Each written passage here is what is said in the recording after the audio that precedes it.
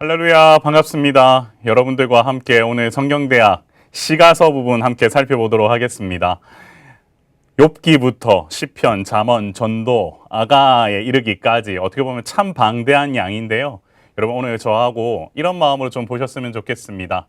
내가 시인이 되었다. 내가 이 욥시 잠전아를 지은 시인의 마음으로 왜 이런 고백을 할 수밖에 없었는지에 대해서 먼저 인정을 하시면서 들어가셨으면 좋겠고요. 이 고백들을 여호와 하나님 앞에 올려드릴 때의 마음가짐이라든지 나의 상황이라든지가 잘 투영되어서 여러분들께 한 구절 한 구절이 다 위로가 되고 은혜가 되기를 소망합니다. 제가 기도하고 시작하겠습니다. 존귀하신 하나님 아버지, 은혜 감사합니다. 우리가 하나님 앞에서 이 성경 말씀을 배울 수 있다는 게 얼마나 큰 은혜인지요. 주님 앞에 이런 마음으로 오늘도 성경대학 이 시간 주님 앞에 나아갑니다.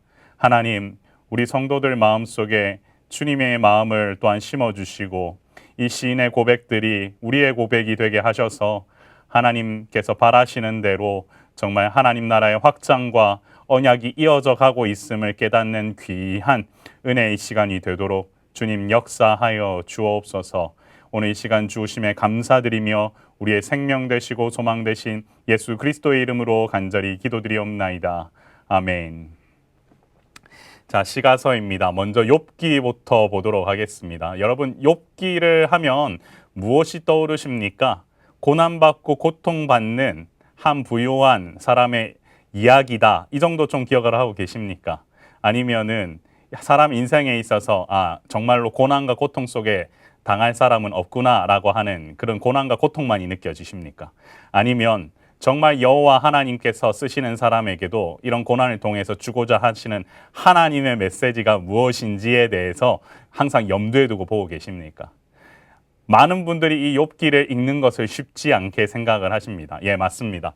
시가서 중에서도 가장 높은 수준의 어떻게 보면은 지어진 것이 이 욥기입니다. 왜냐하면 이 배경 자체가 이미 족장 시대고요. 다른 시가서, 시편, 잠언, 전도, 아가는 다윗의 시와 솔로몬의 시로 거의 대부분 구성이 되어 있지만 이 욥기만큼은 족장 시대, 곧 다시 말해서 창세기와 같은 시대적 흐름에서 나와 있는 고백입니다. 그런데 이 고백들이 한 개인의 고백으로서 우리에게 분명히 메시지를 주고요. 그리고 그걸 통해서 우리는 깨달음을 얻기 때문에 이 욥기는 어렵지만 그럼에도 불구하고 우리가 반드시 읽어야 할 성경입니다. 그래서 한번 전체 흐름을 잡아보고요. 오늘 제가 강의 들어가기 전에 먼저 좀 부탁을 드리겠습니다. 제가 평소에는 웬만하면 성경 밑줄을 다 그어드리려고 말씀을 드리는데 오늘은 우리 성도님들 제가 분량상 욥시 잠전아를 짧은 시간 안에 다 다루어야 합니다. 그래서 바라옵겠는데 여러분 강의 안에다가 잘 밑줄 그어 놓으셨다가 여러분들이 통독하시면서 한번 제가 말한 대로 그 기준대로 한번 밑줄을 그으시면서 한번 성경을 한번 읽어보십시오. 그러면 분명히 하나님께서 주시는 해안과 그리고 아마 여러 가지 주옥과 같은 메시지들을 발견하게 될 겁니다. 자, 그러면 욥기부터 한번 가보도록 하겠습니다. 자, 누가 썼느냐 정확히 알 수는 없다라는 게 일단 기본입니다. 저자에 대한 여러 가지 주장들이 있는데요. 후보들은 여러 가지 언급됩니다. 이와 같이 여러분 강의 안에 있는 대로 한번 에스라에까지 욥 자신에서부터 이어지는데 모세에 의해서 기록되었다는 사람도 있습니다. 그런데 히브리 문화가 아닌 다른 문화를 배경하고 있는 점으로 볼 때 이방인이 저자의 가능성도 배제할 수는 없다. 하지만 저자에 대해서만큼은 좀 더 우리가 한 번 더 짚고 넘어갈 거는 정확히 누가 썼는지는 모르겠다. 하지만 여기에 등장하는 인물들에 대한 그 내용이 사실은 더 중요하기 때문에 한번 우리가 그 내용들을 한번 살펴보도록 하겠습니다. 자, 먼저 욥이라고 하는 사람이 등장을 하죠. 그 이름의 뜻이 무엇일까요? 한번 볼까요? 핍박을 뜻하는 히브리어 단어에서 유래되었는데 핍박받는 자라는 뜻일 것이다 라고 우리 강의 안에 잘 정리되어 있습니다. 그런데 보시면요. 돌아오다, 회개하다는 이 아랍어로부터 유래되었을 가능성이 더 크다. 그래서 회개하는 자다라는 의미도 있을 것입니다. 자, 그러면 정리해 보면 욥이라는 사람이 고통받고 고난받고 핍박받는 자일 뿐만 아니라 결국은 회개함으로 말미암아 하나님께로 돌아올 수밖에 없는 그런 사람이었구나라는 사실을 먼저 인지한 상태에서 우리가 좀 더 살펴보아야 되겠죠.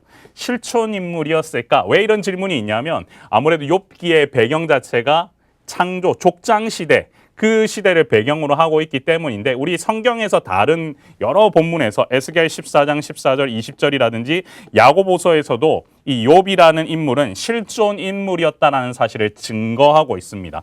예시로 에스겔 14장 14절 읽어보면 노아, 다니엘, 욥 이 세 사람이 거기에 있을지라도 그들은 자기의 공의로 자기의 생명만 건지리라 라고 하면서 언급되어 있는 부분 보이시죠? 그리고 야고보서에도 욥의 인내를 들었고 라고 하는 예의가 있습니다. 그래서 이 욥 자체는 분명히 실존 인물이었다라는 사실을 우리가 먼저 인지하고 어느 시점으로 이 글이 쓰여져 있는지를 살펴보도록 또한 우리가 한번 살펴보겠습니다.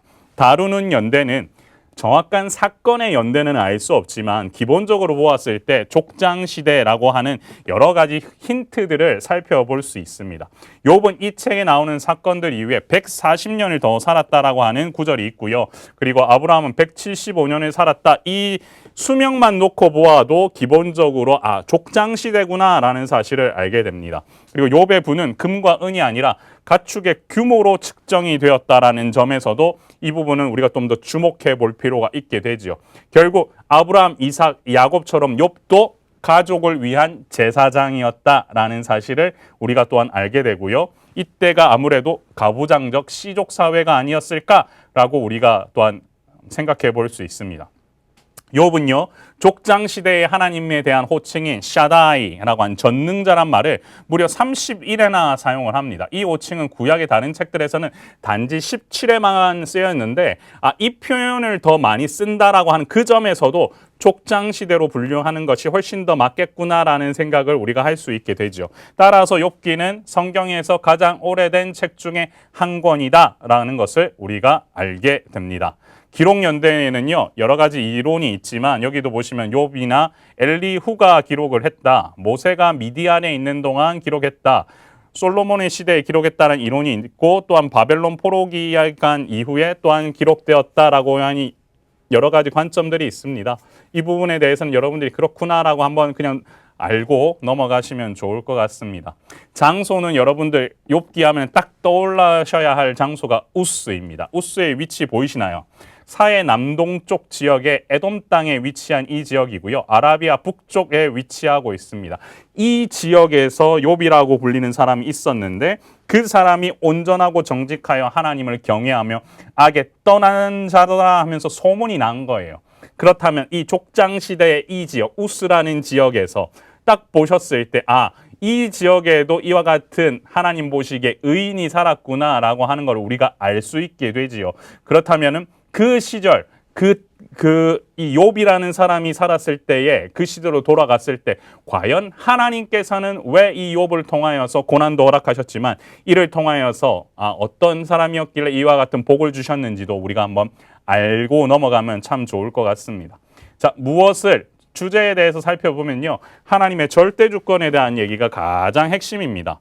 여러분, 고난이라고 하는 것에 대해서 많은 사람들이 왜 고통을 받지 하면 악을 저질러 범했기 때문이야, 죄를 범했기 때문이야 이렇게 생각하는 경우가 참 많습니다. 여러분도 그렇게 생각하십니까? 많은 분들이 악인은 죄를 범했기 때문에 고통을 받을 수밖에 없어 라고 하지만 사실은 여러분, 제가 처음에 구약 성경을 읽을 때도 말씀드렸지만 하나님의 주권이라고 하는 측면에서 인간의 책임과 결부되어서 성경을 이해하셔야 된다라고 말씀드렸던 거 기억나십니까? 욥기도 마찬가지입니다.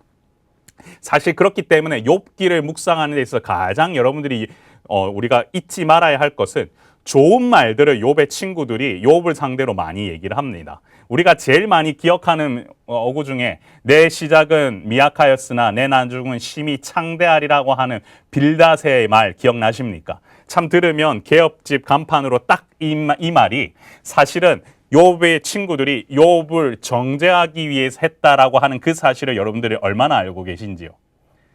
중요한 사실은요, 아무리 옳은 말이라고 할지라도 이 사람이 처해 있는 환경, 왜 고난받고 고통받는지를 정확히 알 수 없었을 때는 옳은 말이 될 수 없고 그 사람에게는 비수와 같이 꽂히는 말이 될 겁니다. 그렇기 때문에라도 우리가 무엇을 이해해야 되느냐? 이 욥이 받는 고난과 고통이 하나님의 절대 주권으로부터 시작되었다라고 하는 그 사실을 여러분들이 염두에 두시고 이 성경을 읽어야 됩니다. 그렇기 때문에 날마다 솟는 샘물에서 이 욥기를 묵상하는 게 상당히 힘든 이유가 뭐냐면요. 설교를 하거나 할 때는 참 하기가 편하지만 이 단락단락 짧은 구절을 묵상해야 될 이 날마다 솟는 샘물의 입장에서는 이 욥의 친구들의 얘기를 가지고 보면은 다 옳은 말이에요. 다 좋은 말들이고.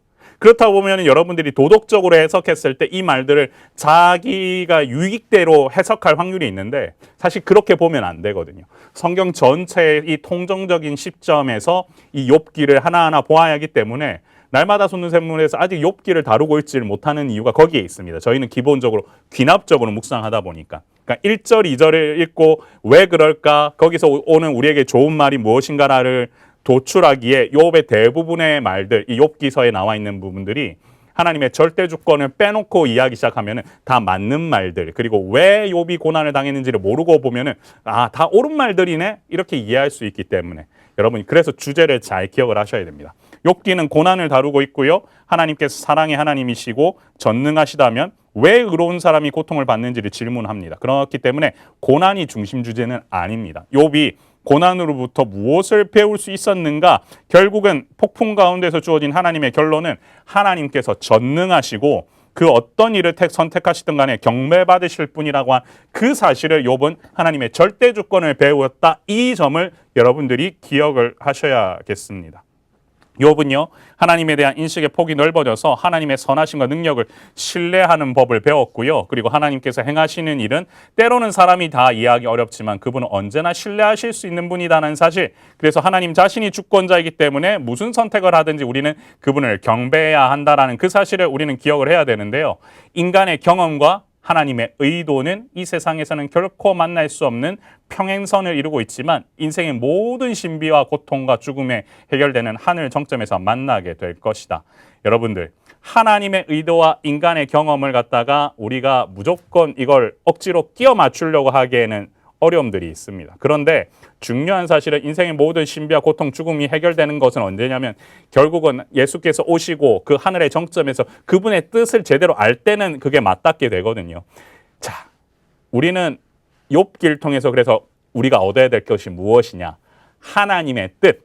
하나님께서 왜 절대 주권으로 욥을 이렇게 고통과 고난 속에서 무엇을 바라보게 하시는지, 왜 하나님께서 경외하는 법을 가르치시기 위해서 욥을 이와 같이 고난을 주시는지를 여러분 이해하시고 보셔야 된다는 겁니다.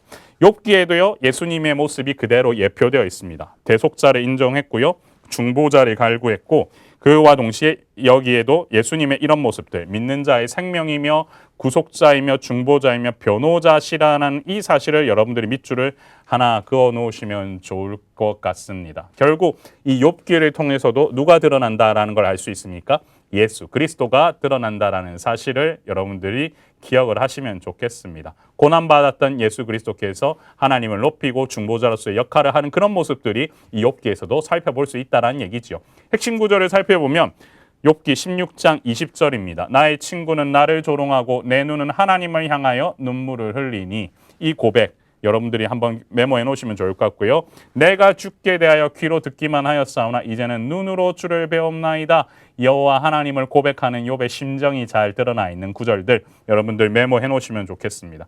어떻게 기록되어 있느냐? 기본적으로는 시가서니까 시로 기록이 되어 있겠죠. 그래서 욥기는 대부분 다 시로 기록되어 있다. 극적인 시다. 드라마틱 포에트리라는 것을 여러분들이 이해를 하시면 좋겠고요. 자, 구조입니다. 이거는 여러분들이 하나 메모를 한번 해 놓으십시오. 욥기를 5부분의 구성으로 나눌 수 있는데 여기 보시면요. 프롤로그에서 첫 부분 1장과 2장 부분은요. 산문으로 기록되어 있고 여기에서 보시면 하나님이 하늘의 궁정, 신실한 하나님의 사람이 비록 극한적인 시험을 당할지라도 하나님의 선하심과 공의를 믿는 믿음을 갖고 계속 인내한다는 것을 예증하는 사건으로 욥의 불행을 먼저 소개한다. 아, 욥의 불행이 먼저 드러나고 있구나. 그런데 선하심과 공의를 믿는 믿음에 있는 사람도 이와 같은 불행을 당할 수 있구나라는 사실이 먼저 제안이 되죠. 질문이 이렇게 던져지는 거죠.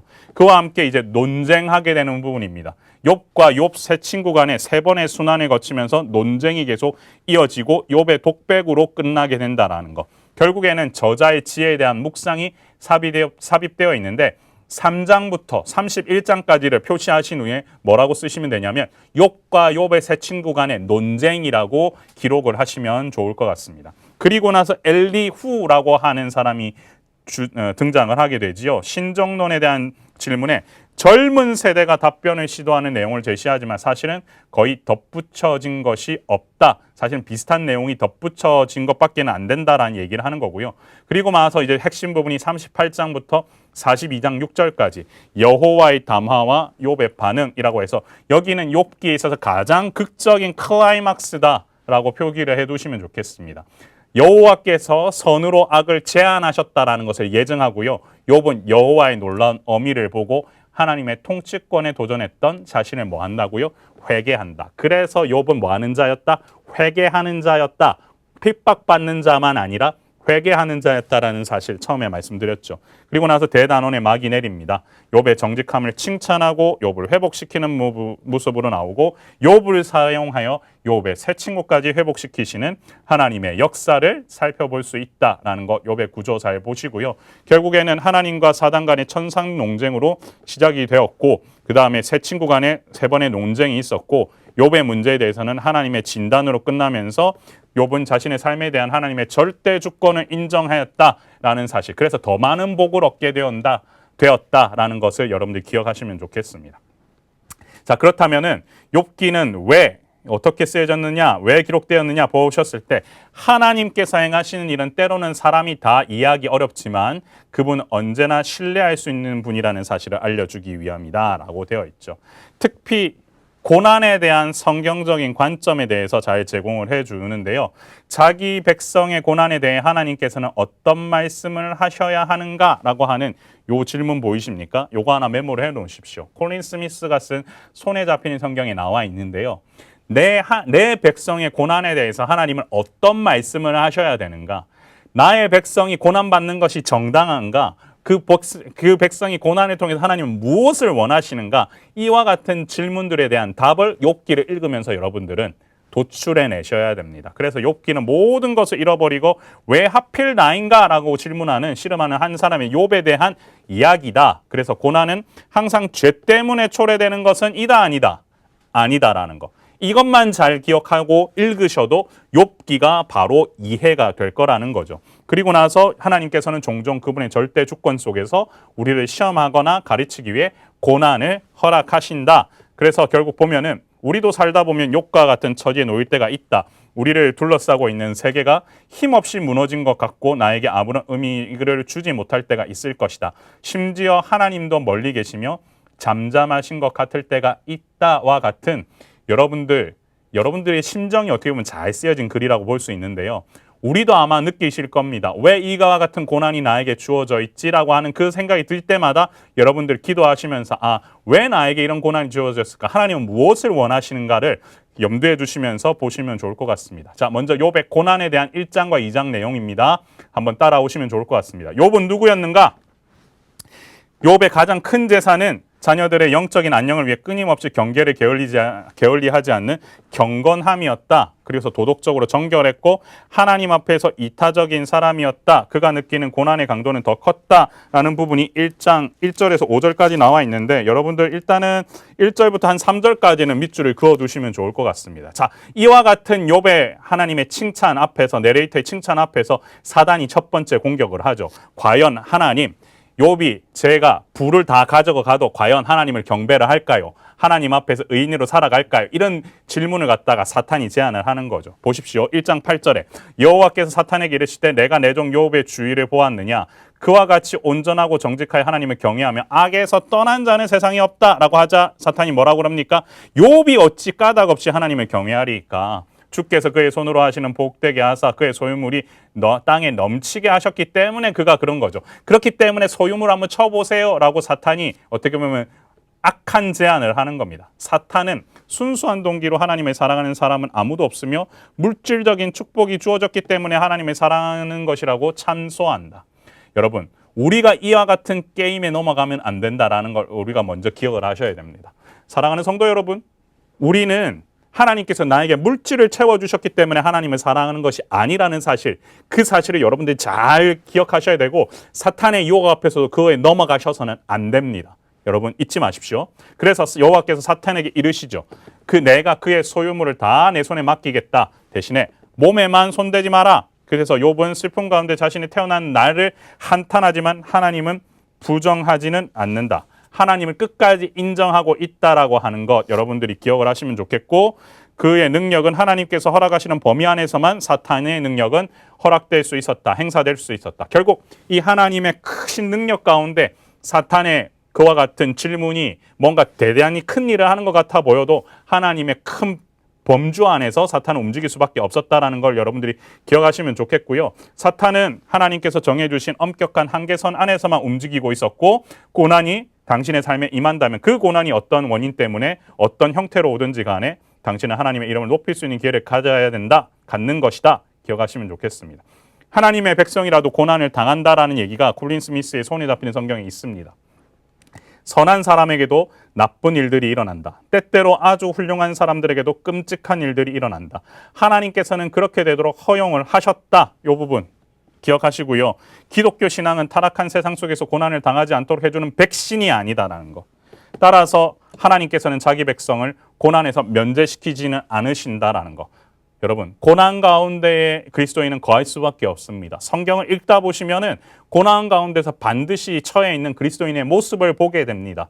그렇기 때문에 이 고난 자체가 우리에게는 저주가 아니라는 사실을 먼저 기억을 하셔야 됩니다. 고난은 저주가 아닙니다. 고난을 통해서 이겨냈을 때 하나님께서 무엇을 바라보게 하시느냐가 우리에게는 훨씬 더 중요한 부분이라는 걸 여러분들 기억을 하셔야 되고요.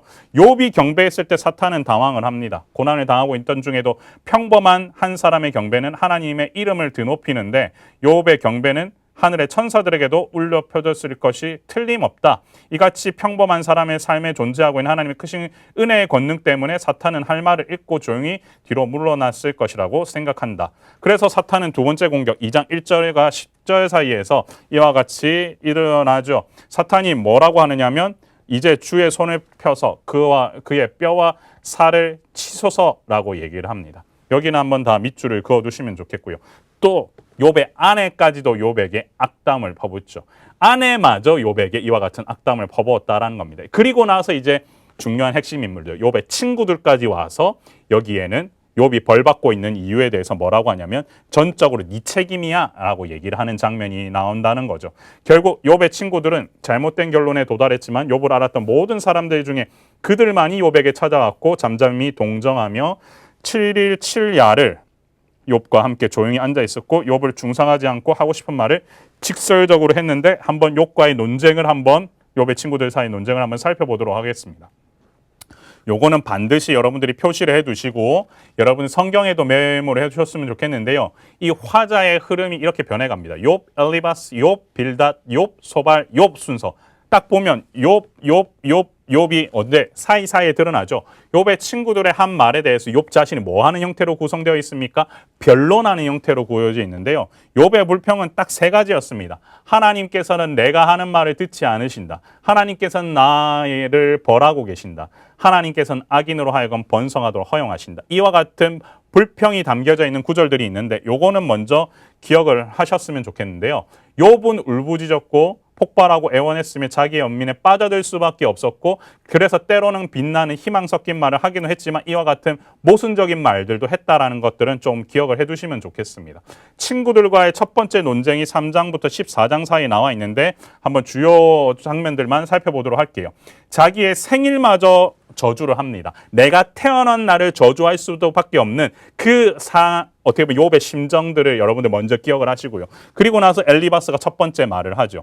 무죄한 자는 고난을 받지 않아요. 욥의 어리석음을 또한 지적하고 하나님 찾으라고 하면서 계속 지적을 합니다.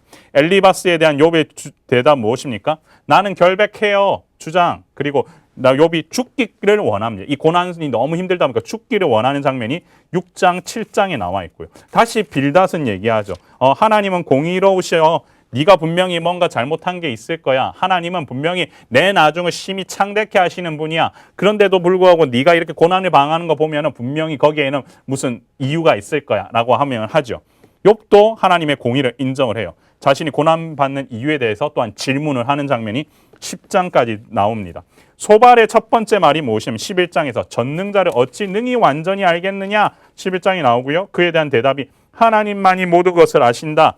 욥이 하나님의 음성을 구한다. 나를 기억하옵소서라고 이렇게 구성되어 있는데요. 보시면 브루스 왈키의 구약 신학을 보면 욥은 하나님이 진실을 높이 평가해 주실 것을 확신하고 하나님 앞에서 자신의 입장을 설명한다. 욥은 진실에 대하여 상처를 입지 않는다. 이 의심하는 욥은 하나님과의 언약 관계를 깨뜨리지 않고 사실상 욥이 그분이 신실하신 하나님이라면 결국에는 자신의 정당을 입증해 주실 것이라고 확신하면서 하나님은 욥의 말에 신적 분노를 드러내고 욥을 죽이실 수도 있지만 그래도 욥은 여전히 하나님을 신뢰할 것이다. 결국은 이 신뢰관계 속에서 고난 때문에 불평은 하지만 하나님은 욥을 알고 계시고 욥도 하나님을 신뢰하면서 이 관계가 계속해서 유지되느냐 안 되느냐가 사실은 이 욥기를 통해서 우리가 발견해야 될 부분들입니다. 친구들과 두 번째 논쟁이 15장부터 이어집니다. 엘리바스의 두 번째 말 등장하죠. 욥의 말이 욥을 정죄를 하죠. 악한 자는 고통을 당한다. 그에 대한 욥의 대답은 무엇입니까? 예, 욥이 친구들을 재난을 주는 위로자들이라고 부릅니다. 재난을 주는 위로자들. 내가 이렇게 고통 속에 있는데 너네들 그게 위로하는 거냐? 재난을 주는 위로자들이다. 그러면서 자신의 처지도 한탄을 하고요. 무죄함을 변호하는 부분까지도 나옵니다. 그래서 하나님께서는 자신을 속담거리로 만드셨다고 한탄하는 욥의 모습도 나오죠. 빌닷의 두 번째 말은 무엇이냐면 악인의 빛은 꺼지게 되어 있어. 그리고 나서 욥의 대답 무엇입니까? 내가 알기에는 나의 대속자가 살아계신다라고 얘기하면서 응대를 하죠. 소발은 또 뭐라고 얘기합니까? 악인이 이긴다는 자랑도 잠시뿐이야. 그에 대한 욥의 대답은 무엇입니까? 어찌하여 악인이 생존하고 장수하며 세령이 강하냐라고 대답을 합니다. 그리고 나서 이제 22장부터 26장에는 세 번째 논쟁이 또한 이어지죠. 총 몇 번의 논쟁이라고 말씀드렸습니까? 세 번의 논쟁이 이어진다고 말씀을 드렸습니다. 엘리바스의 첫 번째 말, 하나님과 화목하라. 좋은 얘기입니다. 그러나 그 또한 욥을 정죄하기 위해서 하는 말이죠. 고난 속에 당한 욥의 모습 속에서 네가 하나님과 화목하지 않아서 그런 거야 라고 이렇게 얘기하는 거죠. 욥의 대답, 내가 순금같이 나올 것이다. 하나님께서는 악인의 악에 무관심하신 것 같다 라고 하는 또한 이런 말도 하고요. 빌닷의 세 번째 말, 하나님 앞에서 어찌 의롭다 하랴 라고 하면서 욥의 대답이 이어진다. 26장까지 여러분들 이렇게 이어지시는 걸 보고 27장부터 31장에는 욥이 마지막으로 자신의 변호하는 장면이 나오죠. 잘 보십시오. 27장, 나는 내 공의를 굳게 잡고 놓지 아니하리라. 사람은 지혜를 찾을 수 없고 자신의 행복했던 과거를 회상하고 자신의 순결과 의를 변호합니다. 결국 보면 나는 유욕의 죄도 짓지 않았고 권세를 남용하지 않았고 물질을 의지하지도 않았고 나는 대적들을 미워하거나 나쁘게 대하지도 않았어. 하나님을 만나 자신을 변호하기를 원한다. 이런 마음이 사실 욥 같으면 여러분도 충분히 들 겁니다. 그리고 나서 엘리후가 제시한 해답이 나오죠. 해답을 찾지 못한 욥과 친구들을 책망하는 어린 젊은 사람이 등장하는 거죠. 첫 번째 반박, 엘리후의 첫 번째 반박, 욥에게 반박해보라고 도전하고요. 욥이 불평했던 말을 다시 인용합니다. 욥이 불평했던 말에 대해 나름대로 대답을 하죠. 엘리후의 두 번째 반박 34장부터 욥에게 반박해보라고 다시 도전하고요. 불평했던 말을 또 인용을 합니다. 반복적으로 나오죠. 이 부분은. 그리고 엘리후의 세 번째 반박으로 이어지는데요. 엘리후는요. 여기서 보면 엘리후라는 사람은 누구냐? 주인공이 아니라 조연입니다. 엘리후는요. 3장 31절에서 말한 것에 대해서 인상을 기록하는 두 사람 가운데 첫 번째 인물인데 엘리후는 신정론 문제를 갖고 씨름하는 차세대 지혜자로 대표가 되는데요. 결국 엘리후는 욥의 친구들에 대한 인간적 평가를 제공하는 데 그치고 논증을 더 이상 진전시키지는 못한다. 엘리후 스스로도 무엇인가를 더욱더 얘기하면서 이 논쟁을 진전시킨 것이 아니라 동일하게 이 욥과 욥의 친구들에 대해서 정죄하고 있는 거랑 다를 바가 없다라는 거죠. 결국 엘리후의 결론은 무엇이냐? 하나님께서 욥을 연단하고 계신다. 욥을 징계하기 위해서가 아니라 정화하기 위해서 고통을 주셨다라고 일단 주장을 하고요. 하나님은 위대하시다. 라고 하면서 욥의 친구 세 사람 모두 선한 사람은 잘 되고 악한 사람은 고통을 받는다고 믿고 있었다라고 하는 이 부분까지 드러나게 됩니다. 결국 고난을 받는 사람에게 무엇을 이야기할 것인가? 욥기는 장마다 예를 열거하고 있는데 절마다 빠진 욥을 찾아온 세 친구들은 장황한 충고를 늘어놓았으나 그들의 주장은 욥을 더 어떻게 했다고요? 악화시켰다. 마침내 하나님은 그들을 못마땅히 여기셔서 그들의 말을 일축하셨다 하면서 이제 마지막으로 욥의 회복이 드러나는 장면으로 이어집니다. 하나님께서는요 38장부터 41장까지에서 하나님의 첫 번째 질문이 무엇이냐 38장부터 40장 2절까지 창조 세계에 대해 동물 세계에 대해 하나님께서 욥에게 대답을 요구하시는 부분이 나와 있습니다. 여기 잘 보시면요 내가 눈으로 볼 수 있는 세상도 이해하지 못하면서 어찌 감히 눈에 보이지 않는 세계를 이해하려 드느냐라고 이렇게 질문이 나와 있죠. 이거는 하나님께서 욥에게만 질문하시는 내용이 아니라 우리에게도 동일하게 얘기하시는 부분이죠. 네가 눈에 보이는 것들도 다 이해하지 못하면서 어떻게 눈에 보이지 않는 나를 이해할 수 있겠느냐라고 하나의 욥의 피조물에게 이와 같이 하나님의 질문하는 장면이 드러납니다. 하나님 앞에 그 욥의 첫 번째 대답은 무엇이냐? 보소서 나는 비쳐나오니 무엇이라 주께 대답하리이까? 손으로 내 입을 가릴 뿐이로소이다. 내가 한 번 말하였은즉 다시는 더 대답하지 아니하겠나이다 하면서 하나님은 욥의 모든 질문에 대답하지는 않으셨지만 직접 나타나심으로 욥의 의심이 사라지게 하셨고 욥은 하나님이 그를 돌보시고 세상을 다스리신다는 사실을 깨닫고 그것으로 충분하게 하셨다라는 거죠. 좀 더 살펴보면요. 때로 가장 해결하기 어렵고 혼돈스러운 인생의 문제에 대한 최선의 해답은 하나님께서 하신 말씀이 아니라 그분이 어떤 분이신가에 달려있다. 이 부분 중요합니다. 여러분, 우리는요. 하나님이 어떤 분이시냐에 대해서 반드시 먼저 깨달아야 됩니다. 하나님이 왜 나에게 이런 말씀을 하시지에 대한 그 부분에 대해서 여러분들 제대로 깨달지 못하시면요. 오해를 하게 되는데요. 가령 지금 우리가 묵상하고 있는 날마다 솟는 샘물에서 예레미야를 묵상하고 있는데 제가 오늘 이 촬영하는 날짜의 본문 중에 어떤 얘기가 있냐면 기도하지 말라라는 얘기가 나옵니다. 왜냐하면 유다 백성을 향하여서 유다 백성의 죄를 지적하시면서 저들은 반드시 멸망할 수밖에 없는 죄를 짓고 있기 때문이야. 너는 거기에 대해서 예레미야 너는 기도하지 말아야 돼. 너는 저들을 위해서 기도하면 안 돼라는 그런 얘기가 나옵니다. 오해하면요. 하나님은 기도하지 말라고 하시는구나. 이렇게 오해하게 돼요. 맞죠? 그런데 그게 아닙니다. 우상 숭배하는 너희의 그 모습들을 먼저 철폐해야 돼. 그리고 나서 내가 너희에게 요구하는 것은 내 말을 청종하라는 것이지 지금 제사 준비하라고 하는 것이 중요한 것이 아니야. 너희가 지금 준비하고 있는 그 제사로 말미암아 지금 현재 너희는 이방에게 우상에게 지금 제물을 바치고 있는데 그건 잘못된 거야. 그럼 너희는 한 번쯤은 지금 현재로서는 더 이상 안 될 것 같아. 바벨론의 포로로 잡혀갈 수밖에 없겠어. 이런 말씀으로 하고 계시는 거거든요. 여러분 예레미야서만 읽어만 봐도 하나님이 어떻게 자기 백성을 해서 기도하지 말라는 얘기를 할 수 있을까? 이런 생각이 드시죠? 하나님의 어떤 분이신지를 모르기 때문에 드는 생각입니다. 하나님은 공의의 하나님이시죠. 자기를 예배하길 바라시고 자기 백성이 자기를 바라보길 원하신다라는 것. 그렇기 때문에 이 욥기를 읽을 때에도 하나님의 뜻이 무엇인지를 정확하게 읽고 나아가시는 것이 중요하다는 겁니다. 그래서 하나님의 두 번째 말씀 무엇이냐? 하나님의 도전, 스스로를 구원해보라는 도전이 있고요. 욥의 능력을 거대한 짐승과 비교를 하시고 욥의 능력을 리워야단과도 비교하십니다. 욥의 두 번째 대답은 자신의 생각과 이해가 부족하다라고 고백하는 부분이 나오죠. 하나님의 비교할 수 없는 능력과 인간의 약한 몸 그리고 반복을 통해 주님의 위대함과 능력을 드러내고 욥의 겸손한 순복이 나타난다라고 하는 이 부분 여러분들 기억을 하시고요. 결국 그는 고난이 하나님을 제대로 알 수 있는 기회임을 깨닫지 못했는데 욥은 설명할 수 없는 어두운 고난 속에서도 비로소 깨달았다. 자신은 하나님을 고발할 수 있는 검사가 아니고 하나님 역시 피고가 아니라는 사실을. 결국은 하나님이 어떤 분이신지에 대해서 깨달아야 한다라는 그 사실이 계속해서 반복적으로 나와 있는 겁니다. 욥과 그 친구들의 구원이라고 하는 장면을 통해서 이제 마무리가 되는데요. 새 친구들에 대한 하나님의 판결이 무엇이냐면 엘리바스에게 말씀하시면 새 친구들을 꾸짖으셔요. 욥을 그렇지만 회복시키시죠. 욥은 예전에 잃었던 소유의 2배를 받는 부분으로 끝이 나게 됩니다. 결국 이 욥기가 쓰여진 목적이 무엇이냐 한번 볼까요? 전체를 정리하자면 욥의 세 친구들의 지혜는 전통적인 지혜의 교리를 반영하고 있다. 그것은 인과응보론으로서 고난은 인간 자신이 자초한 필연적이며 결과이며 정의는 한결같이 이루어져야 한다는 사실을 믿는 것이다.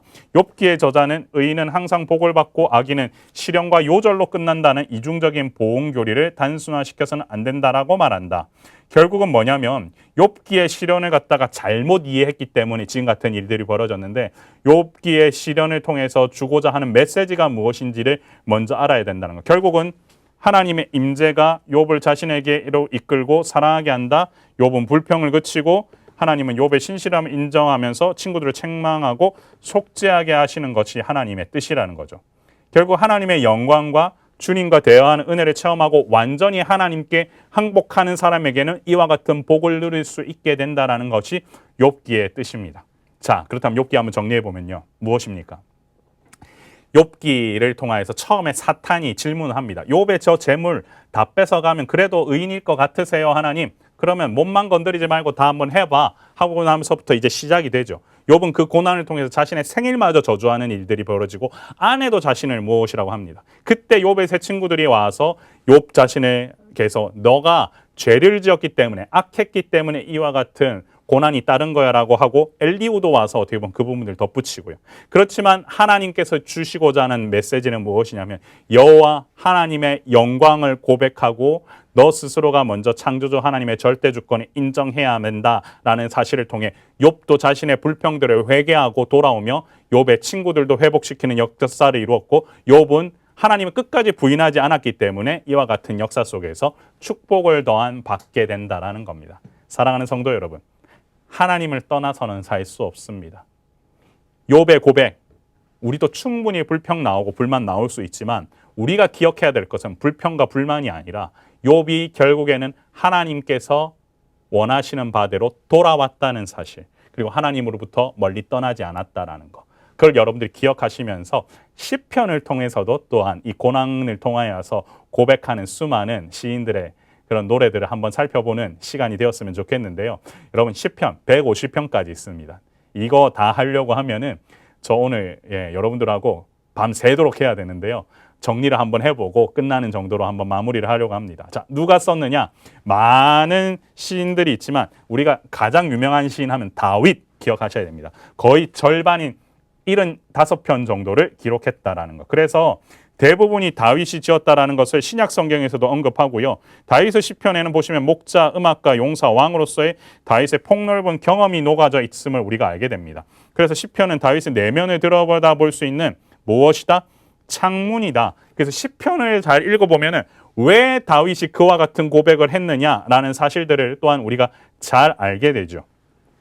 아삽 등장하고요. 고라자손, 솔로몬, 모세, 헤만, 에단과 같은 이들이 또한 시편으로 저자로서 등장한다라고 보시면 되겠습니다. 이거는 그냥 넘어가겠습니다.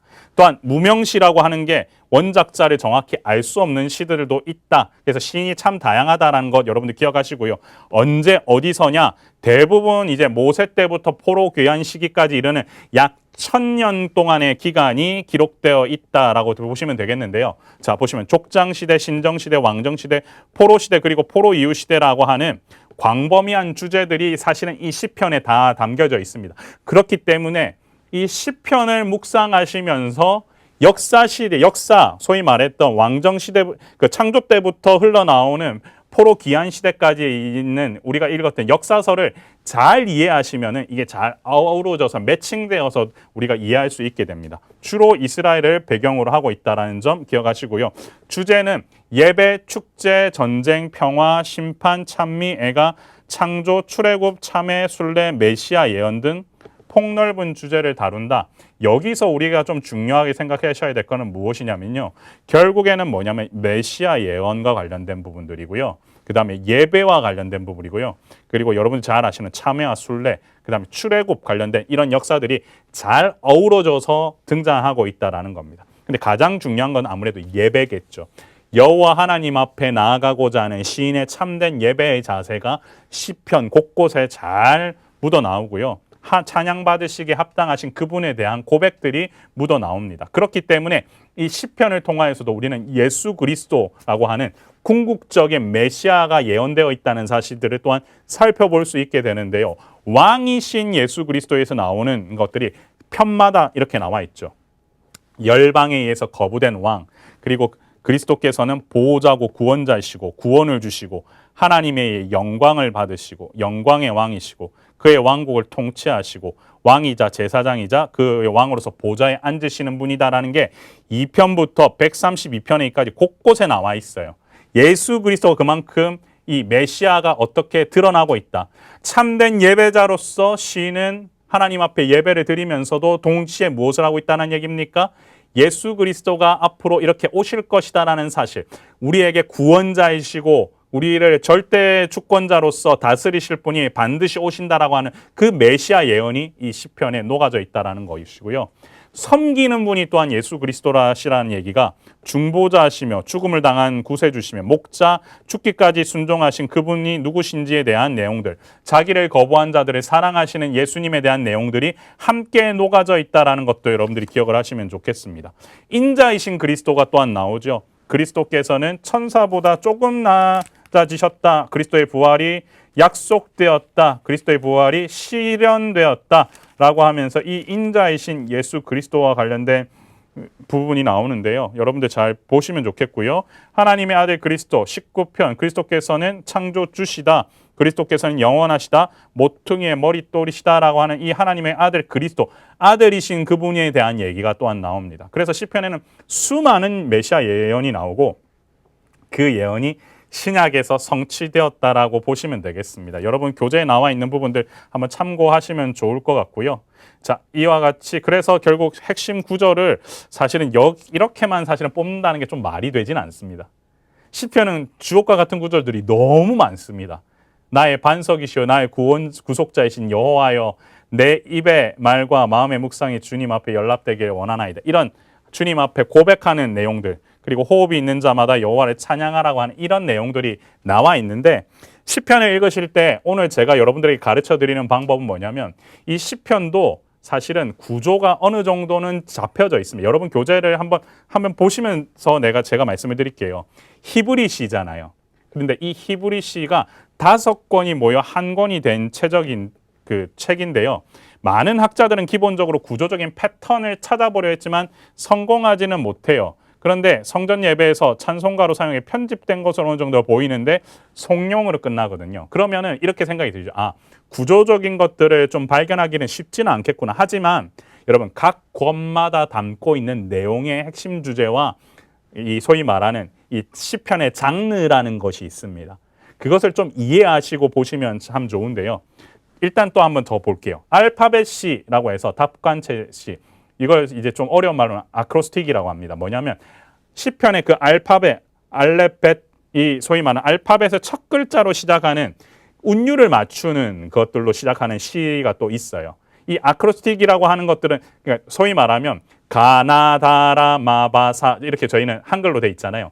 가로 시작되는 시, 나로 시작되는 시가 이 알파벳 A, B, C, D처럼 이렇게 연속되어서 히브리시어에 그것처럼 구성이 되어 있어서 이 구성되어 있는 시도 있다라는 거죠. 그래서 시편은 매우 개인적이면서 인간의 경험을 광범위하게 담고 있고 표현하는 형태도 되게 다양하다라는 걸 우리가 알 수가 있습니다.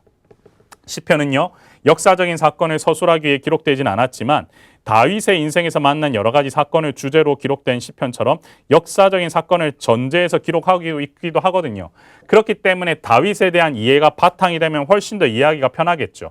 사울의 잔혹한 추격을 받을 때 블레셋 사람에게 잡혔을 때의 시, 그리고요 아비멜렉 앞에서 미친 채 하면서 했던 그 시, 그 다음에 아둘람 굴로 도망했을 때, 도액이 사울에게 다윗을 밀고 했을 때, 10사람들이 사울에게 다윗을 밀고 했을 때, 다윗이 엔게디 굴에 피해 있을 때, 다 고통과 고난의 순간들이었죠. 에돔을 이긴 후에, 그 다음에 밧세바와 지은 죄를 회개할 때, 압살롬을 피해 도망갈 때, 압살롬을 피해 유대 광야로 도망했을 때, 시므이의 저주를 당한 후에 그 다음에 구원에 대한 다윗의 찬양. 다윗의 시만 보아도 어떻게 되어 있습니까? 인생 가운데 다윗이 겪었던 고난들이 다 묻어져 있고 그것들이 노래로 승화되어서 하나님 앞에 나아가는 모습들이 잘 녹여져 있다는 거 여러분들 기억을 하셨으면 좋겠습니다. 이럴 경우에는 역사서와 같이 읽으시면서 시인의 고백들을 함께 더 살펴보시면 훨씬 더 시인의 감정들이 여러분들에게 투여될 거라고 믿습니다. 그래서 시편은 왕정시대에 성전 찬송가로 사용되기 위해서 편집이 어느 정도 되어 있거든요. 그렇기 때문에 시편은 가장 오래되고 가장 많이 인용된 책이면서도 부피가 큰 책인데 이 책들의 내용들을 잘 이해만 하셔도 기본적으로 전체 구조가 어떻게 흘러가고 구약에 대한 내용들을 한번 살펴볼 수 있게 된다라는 거 여러분들이 기억을 좀 하시면 좋겠습니다. 그래서 시에는 구조가 좀 중요한데요. 여러분들하고 조금 살펴보면서 1권부터 먼저 살펴보도록 하겠습니다. 자, 그런데 1권 하면은요, 뭐가 드러나냐면 1권의 큰 타이틀이 뭐냐면 제가 한번 제목을 붙여보았습니다. 고난당하는 자가 부르짖는 기도라고 제가 이렇게 붙여보았습니다. 왜 그러냐면요. 여러분 시편 1편, 2편 한번 성경에서 보시면요. 그 위에 표제라고 하는 거. 표제라는 게 무엇이냐면 제목과 같은 건데 보통 시편을 보면 3편만 보아도 다윗이 그의 아들 압살롬을 피할 때 지은 시라고 하면서 제목이 있지 않습니까? 근데 1편과 2편은 그것이 나오지 않아요. 1편은 지혜시의 장르이고 2편은 제왕시의 장르인데 이 두 개가 결국은 뭐냐면 1, 2편은 시편의 서론과 같은 격을 하는 거예요. 이 서론과 같은 격에서 무엇을 하느냐? 어떤 자가 정말로 참 지혜가 있고 어떤 자가 복이 있는 자인가? 그리고 그 복이 있는 자가 무엇을 더욱더 우리가 추구해야 되는가 하는 그런 내용들을 1편과 2편에서 얘기하고 있는데 1편에서는 그래서 율법을 주야로 묵상하는 사람이 복 있는 사람이고 의인이라고 하면서 시편 전체를 포문을 여는 거죠. 아, 그렇구나. 정말로 복이 있는 사람은 어떻게 해야 된다라는 거예요? 율법을 주야로 묵상을 해야겠구나. 그 사실을 여러분들이 기억을 하셔야 되는 거예요. 그리고 나서 2편에서는 뭐라고 합니까? 왕권에 대한 시편 전체의 사상이 들어가 있죠. 진정한 왕이 하나님의 아들이며 다윗 왕권과 다윗 언약에 대한 시인의 생각들이 2편에 녹아져 있어요. 결국 뭐냐면 이 1편이라고 하는 것은 다윗이라는 한 개인을 통하여서 하나님을 믿는 성도의 신앙생활을 살펴볼 수 있다는 겁니다. 그래서 1편, 2편, 33편을 제외한 모든 시가 다 무엇으로 구성되어 있다고요? 다윗의 시로 구성이 되어 있다는 게 가장 중요한 핵심입니다. 여러분, 그래서 제 1권 해놓고 10편에는 1편, 2편, 33편을 제외한 모든 시는 다윗의 시로 구성되어 있다. 여러분 교재에는 없으니까 이걸 하나 메모를 해놓으십시오. 그래서 다윗과 같은 영적 거장도 하나님 앞에서 아무것도 아니라는 사실을 고백하고 나아가는 그런 부분들이 나와 있고요. 그래서 다윗은 고난 속에 처한 자신의 모습을 묵상하면서 회개하고 탄원의 도우심을 확신한다는 내용을 노래했다라고 되어 있습니다. 자, 그러면 정리해 볼게요. 지혜시와 제왕시라고 하는 뼈대가 1편과 2편에서 나와 있거든요. 보통 지혜시라고 하면 어떤 걸 얘기하냐면요. 하나 메모를 해 놓으십시오. 율법시라고도 하고요. 여호와를 경외하고 지혜와 지식과 명철과 훈계와 교훈과 같은 얘기들이 나오는 것을 뭐라고 하냐면 지혜시라고 합니다. 이 지혜시와 그다음에 제왕시라고 하는 것은 뭐냐면요. 다윗 언약과 관련된 시편입니다. 다윗의 후손인 메시아가 집중적으로 등장하면서 언약적인 관점에서 이가 드러난 시를 제왕시라고 하는데요. 예를 들면 인자하심, 헤세드, 주의 뜰, 그 다음에 주의 나라, 그리고 예루살렘, 시온산 이런 얘기가 나오면 다 뭐라고요? 제왕시라고 하는데 이 시편 전체 구조가 이 제왕시와 지혜시라고 하는 큰 뼈대를 놓고 그 사이사이마다 다른 장르의 시들이 덧붙여져 있습니다. 그래서 예를 들면 자 보시면요. 1편과 2편은 뭐라고 돼 있죠? 제가 지혜시와 제왕시라고 말씀을 드렸습니다. 말씀 기억나십니까? 그리고 나서요. 여러분들 마무리 짓는 게 1권이 41편까지 있고 42편까지 있잖아요. 그리고 나서 72편, 73편은 이렇게 나와 있고 그 다음에 89편에서 90편까지 나와 있고 그 다음에 106에서 107이 나와 있고 마지막에 145부터 146 그 다음에 마지막 편까지 나와 있는데 여기 구성 자체가 어떻게 됐냐면요.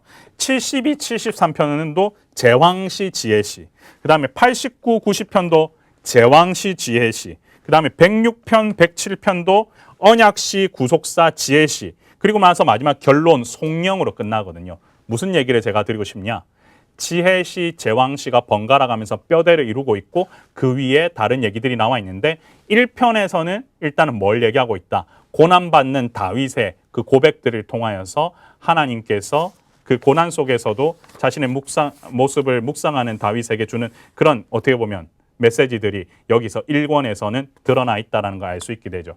2권에서는요. 42편부터 72편까지 역사 속에서 일하시는 하나님이라는 주제를 우리가 살펴볼 수 있게 됩니다. 그래서 2권의 특징은 뭐냐면 고난에서 건져서 왕을 통한 대리 통치로 열방을 다스리는 하나님에 관한 내용이 나오고요. 고라 시편이라고 해서 42편부터 49편을 통해서 다윗의 언약이 강조가 됩니다.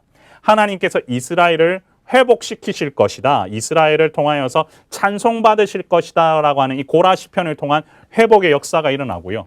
아삽의 시편은 50편인데 성전 자체에서보다는 이스라엘의 역사 속에서 일하시는 하나님의 내용이 등장하게 되죠. 그래서 감사로 제사를 드리는 자가 구원을 볼 것이다 라고 하는 부분과 함께 다윗의 시 51에서 65편 또한 메모해 놓으시고요. 51편에서는 밧세바를 범했던 다윗의 회개기도, 52편부터 59편에는 다윗이 사울에게 핍박을 받고 유랑할 때와 연관된 내용, 60편에서는 다윗이 왕이 된 후에 요단 동편에서 승리를 얻은 때와 같은 역사적인 내용들이 기술되어 있으면서 2권에서 1권을 묵상한 성도라면 하나님 앞에서 자신의 존재가 무엇인지를 정확하게 깨달아야 하는 내용들이 또한 여기 나와 있고요. 61편부터 68편의 시온과 성전, 다윗 왕권 이런 내용이라고 하면 제가 아까 뭐라고 말씀드렸죠? 제왕시와 같은 내용들이 나와 있다는 거죠. 하나님께서 열방의 왕이 되셔서 통치하시는 장면들이 함께 나와 있고 69편에서는 종말론적 심판에 대한 저주를 통해 드러나고요. 70편과 71편에서는 다윗의 후대가 강조되면서 72편에서 다윗의 후손이 건설하는 하나님 나라에 대한 이야기가 함께 그 다음에 다윗 왕권은 영원할 것이라는 내용 이렇게 제왕시로 마무리가 되어 있다. 그래서 지혜시와 제왕시가 번갈아 가면서 나와 있는데 이 제왕시로 2권 마지막이 끝난다. 그리고 3권 첫 시작은 73편으로 딱 들어가는데 89편까지 이 뼈대를 뽑고 보시면은 딱 우리가 이해할 수 있는 게 뭐냐면 다윗 언약은 과연 그러면 실패한 것입니까? 라는 내용이 나옵니다. 여기서 보면요. 3권의 특징 중에 가장 큰 게 뭐냐면 세상에서 악인은 번성하고 의인은 고난을 받는데 과연 다윗 언약은 그럼 실패한 거예요? 약간 보시면 어떤 느낌이세요? 욥기랑도 비슷하죠. 의인도 고난받을 수 있다는 것을 간과했기 때문에 이와 같은 얘기가 나오는 거예요. 다윗과 같은 하나님의 마음에 합했던 자도 고난을 받는군요. 그러면 다윗 언약이 실패한 겁니까? 우리가 이렇게 이해를 하게 되는데 그게 아니야 라는 내용이 이제 앞으로 나오겠죠. 그래서 문제 제기는 아삽의 시를 통해서 73편과 83편을 통해서도 잘 드러나는데 여기서 주로 아삽의 시에서 주로 나오는 표현이 주의 대적은 주의 이름을 능욕하는 자들로 그들이 언제까지 비방하고 능욕하겠냐에 대한 시인의 질문이 나와 있고요. 마치 주의 인자심이 끝난 것처럼 보이지만 악인의 형통이 끝난 것이며 여호와라는 이름만이 온 천하 만방이 드러나는 것을 아삽의 시를 통해서 드러나게 되죠. 고라 자손의 시와 다윗의 기도 에단의 마스기를 통해서도 악한 세상에서 의인으로 살아가는 자의 노래가 기록되어 있고요. 여기서도 마찬가지 다윗의 왕조의 위기가 다윗의 언약이 실패된 겁니까? 라고 하는 그 질문이 계속 등장하게 되는 거죠. 그리고 시편 3권을 통해서 알 수 있는 것은 그리스도의 십자가가 무엇이냐는 부분입니다. 여러분, 십자가의 죽으심으로 예수님께서 죽으신 것이 언약이 실패한 겁니까? 아니죠. 의인의 고난은 실패가 아닙니다. 그걸 예수님께서 보여주시고자 신약에서도 그렇게 말씀하고 있고 이 시편에서도 동일하게 얘기하고 있는 거예요. 다윗의 언약은 결코 의인이 고난받는 것으로 실패한 것이 아니다. 그래서 여러분 3권을 묵상하시면서는 의인이 고통받는 상황이 실패가 아니라 희망과 소망을 부르짖기 위해 지나가는 과정이라는 사실을 기억을 해야 됩니다. 하나하나 이 편마다 나와 있는 주옥과 같은 구절들이 결국에는 하나님께서 주신 언약은 실패한 것이 아니야 라는 것들을 드러내기 위해서 있다는 것들을 여러분 기억하시면서 4권으로 넘어가면요. 그렇죠. 답은 무엇입니까? 하나님의 통치는 반드시 무엇된다? 회복된다 라고 하는 또한 이 제왕시와 지혜시 구조가 딱 뼈대를 잡고 그 위에 얹어 있는 구조로 간다는 건데 4권의 특징은 무엇이냐? 구원 역사를 근거하여 언약의 신실성을 지켜서 하나님께서 지켜가신다는 것이 핵심입니다. 그래서 4권의 첫 번째 시인 90편을 통해서도 잘 나와 있는데 이 90편의 시 유명하죠. 모세의 기도로 모세가 다윗 왕가보다 더 오래된 영적 권위를 가진 사람이지 않습니까? 다윗 언약보다도 앞서 있던 모세의 언약을 통해서 하나님의 통치는 영원할 수밖에 없다라는 사실을 부각하고 있는 거예요. 이런 구조를 여러분들이 좀 아셔야 됩니다. 전체적으로. 왜냐하면 편집되어 있다라는 걸 제가 말씀드렸기 때문에. 찬송가로서 부르기 위해서 이 시편이 구성되어 있는데 다윗 언약은 실패한 건가요? 했더니 90편에서 빵 터뜨리죠. 야, 모세와의 기도를 통해서 보아라. 모세, 다윗보다 더 옛날 사람인데 하나님께서 거기서 무엇을 얘기하고 있느냐? 그랬더니 모세를 통해서 이 언약은 실패할 수가 없구나. 하나님의 통치는 영원할 거야. 이 사실을 모세의 기도를 통해서도 볼 수 있고요. 91편, 92편에서도 지존자이신 하나님, 93편에서는 다스리시는 하나님, 94편에서는 복수하시는 하나님, 95편과 100편에서는 우리의 하나님, 96편과 97편에서는 위대하시고 다스린 하나님, 98편에서는 구원자, 심판자이신 하나님, 99편에서는 왕과 제사장을 세우시는 하나님, 하나님의 왕권에 대한 내용들이 수식되어 있는 거죠. 결국은 이 주제로 정리를 해보면 동일하게 하나님께서 자기 백성을 왕정 이전부터 통치하셨다는 내용이 드러나고 시인은 사권에서 하나님의 통치는 반드시 회복되고 결코 다윗 언약도 실패하지 않는다라는 내용들이 잘 드러날 수 있습니다. 마치 3권에서 다윗의 언약이 깨어지는 것처럼 보이지만 4권 이후에 등장하는 하나님의 통치에서 무엇이 드러납니까? 하나님께서 보시는 반드시 통치는 회복된다라는 그 사실을 통하여서 5권으로 입성하게 되죠. 여러분 제 5권을 107편부터 150편까지 이 내용을 읽다 보시면 거의 대부분 다 나오는 가장 핵심적인 말이 뭐냐면 할렐루야라고 하는 이 표현에 대해서 할렐루야 시가 참 많이 나옵니다. 하나님의 통치를 찬양하세요라는 이 말이지요. 할렐루야 하나님의 영광을 높입니다. 이 얘기가 줄 107편부터 150편까지 있는데 내년에 저희가 이 시편의 뒷부분을 내년 4월인가 5월쯤에 다 날마다 솟는 샘물로 묵상을 할 겁니다. 제가 이미 그렇게 배치를 해놨는데요.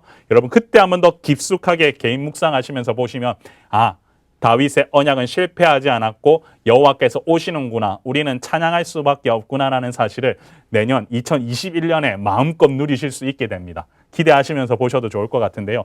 자, 내용 특징을 보면은 하나님의 통치에 대한 다윗 언약의 회복이 강조되어 있습니다. 그래서 다윗 왕을 넘어 여호와 왕권으로 확장된다라는 거죠. 시편 107편 5권의 서론으로요. 하나님의 인자하심에 대한 찬양으로 구성되고 하나님께서는 기도에 응답하시는 분으로 인생의 참 의미는 하나님의 인자하심을 깨닫는 데부터 출발한다. 시편 110편은 신약에서 가장 많이 인용된 시편 중 하나로 다윗 왕권의 회복을 노래하는 시로서 예수 그리스도로 인하여 하나님의 통치가 완성된다라는 내용이 나오고요.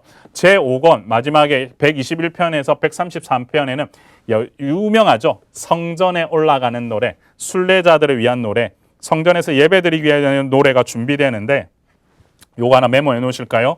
어떤 어려운 가운데서도 하나님께서 베푸실 도움을 바라보며 성전 회복에 대한 감사의 가사로 구성되어 있는 거예요. 결국 내용을 보면 하나님께서는 악인은 치시고요. 자기 백성은 구원하실 거라는 거. 그래서 결국에는 시편 전체의 송령인 146편부터 150편까지가 결론 부분에서 하나님을 찬양하는 장면으로 드러나는데 결국 신학적 메시지는 뭐냐? 예수님께서 왕이신 하나님이시며 예수님께서는 다윗의 자손으로 오셨다라는 그 언약이 계속해서 왕으로서 종이 되어 언약을 성취하실 것이라는 내용이 담겨 있다라는 거예요. 자, 빠른 관점으로 제가 10편까지 정리해 드렸는데 여러분 잘 보시면 제1권에서 제가 드러냈던 얘기가 뭐라고 말씀드렸습니까? 다윗 개인의 시를 통하여서 고난받는 자가 당하는 노래를 통하여서 이런 고난받을 수 있구나. 의인도 고난을 받을 수 있구나.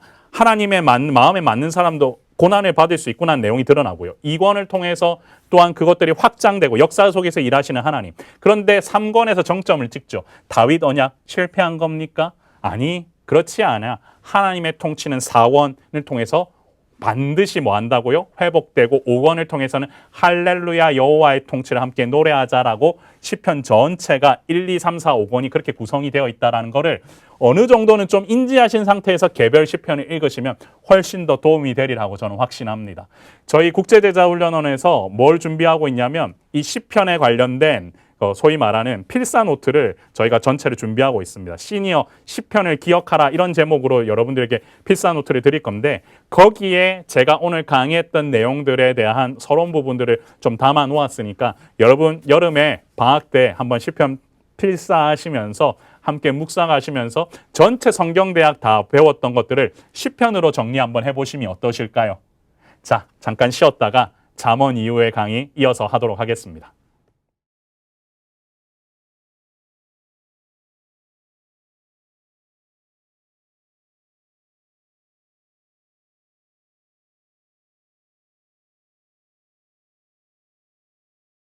예, 잘 쉬셨습니까?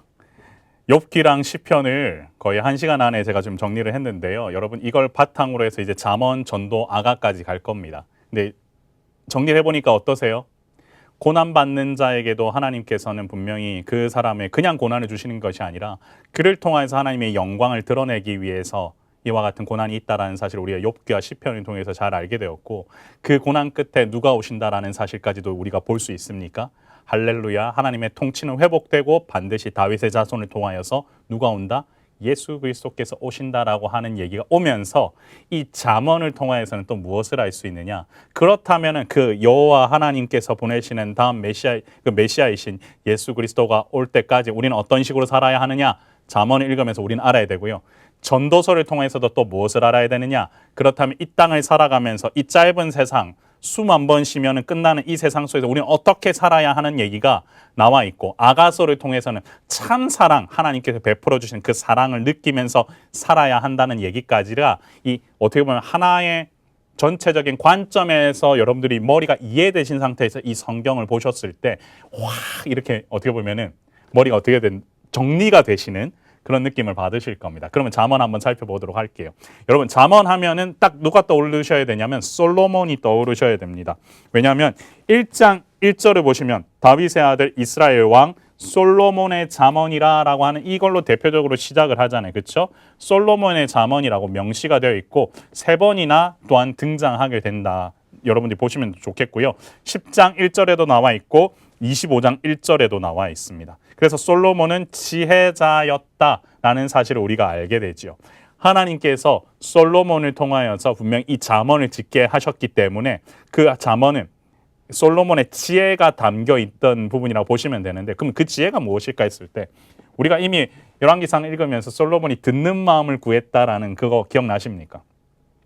여호와 하나님 앞에서 그는 듣는 마음을 구했고 하나님께서는 그에 맞는 지혜를 허락하여 주셨죠.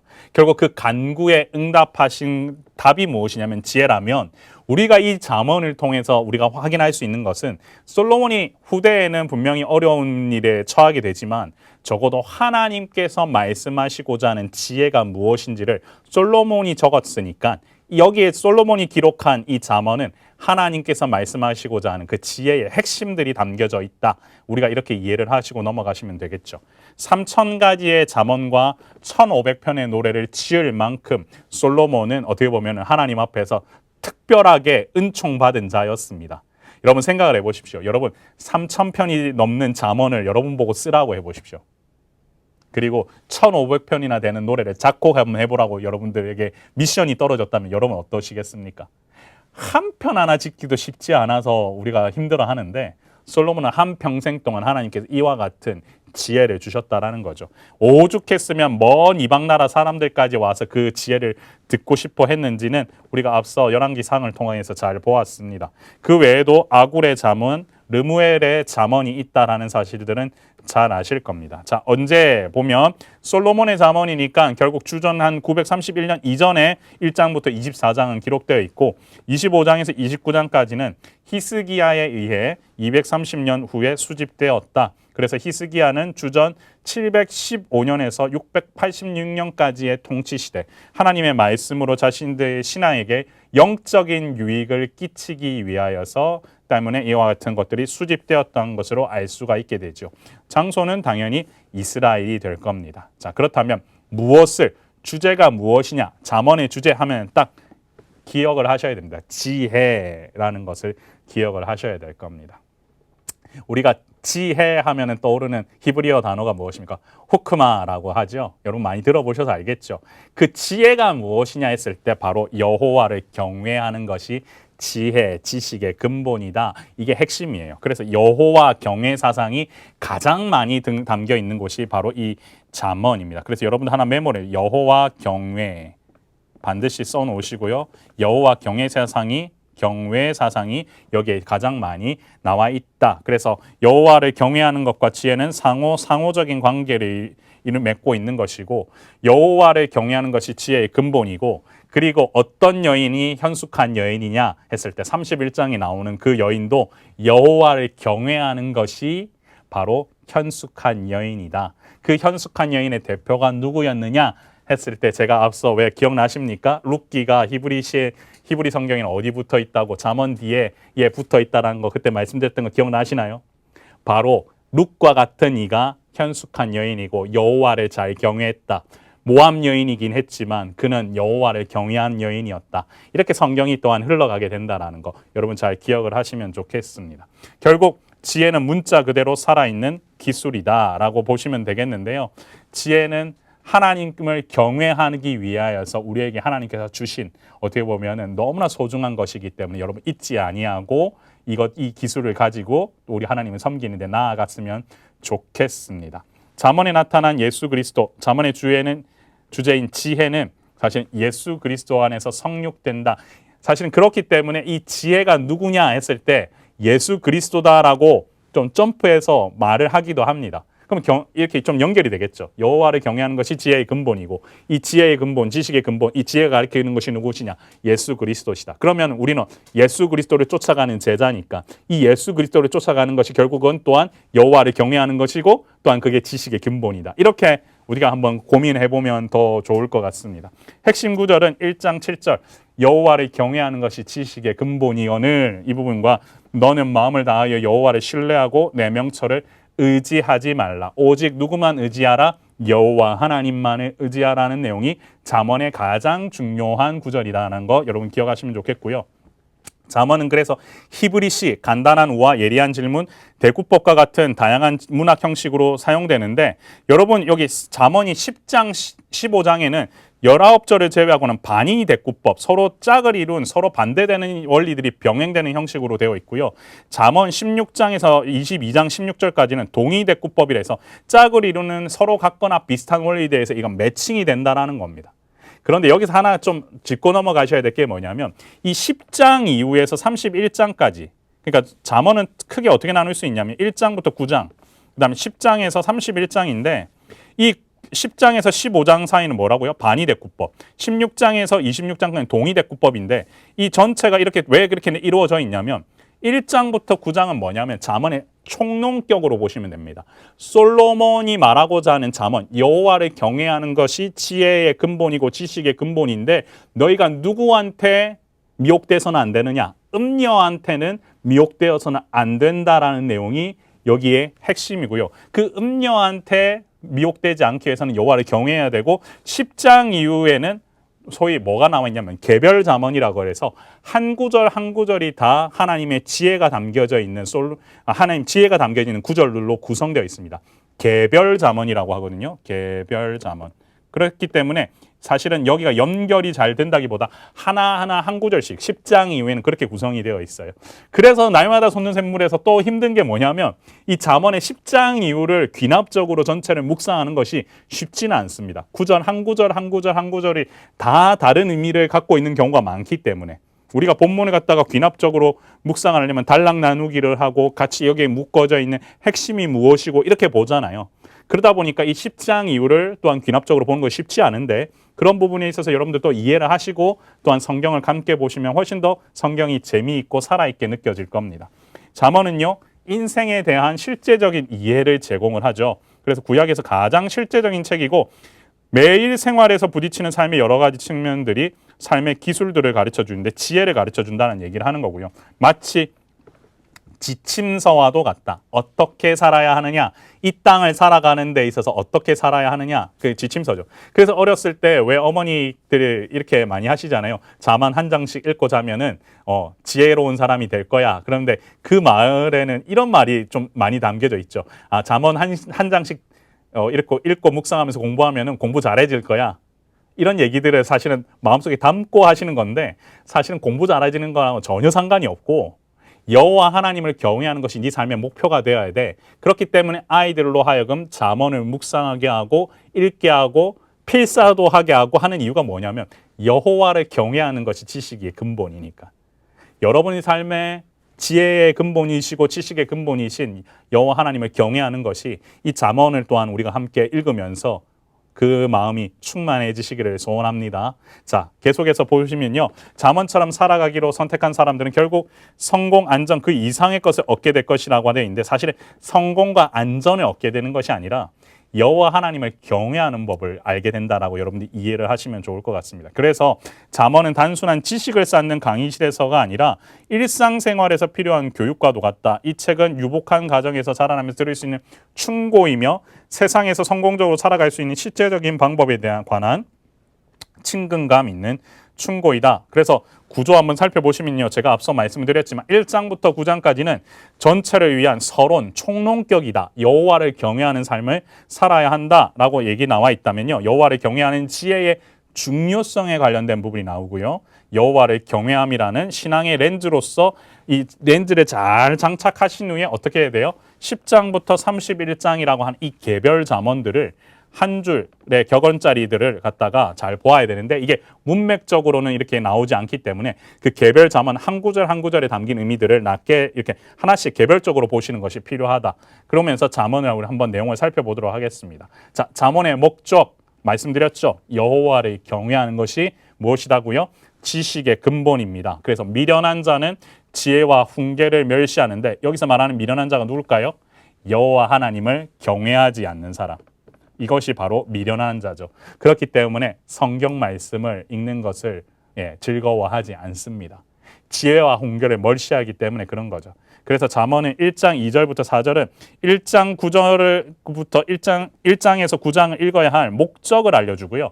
잠언 1장 5절에서 6절은 잠언 1장 9장을 통해 지혜를 얻은 후에 10장에서 31장의 개별 잠언들을 해석하게 되며 그러한 해석의 과정을 통해 지혜를 더 얻게 됨을 보여준다라는 사실을 여러분들이 좀 기억을 하시면 좋겠습니다. 그래서 여호와를 경외하는 것이 지식의 근본이라고 말해 지혜를 찾는다는 것이 무엇인지 독자의 호기심을 자극하죠.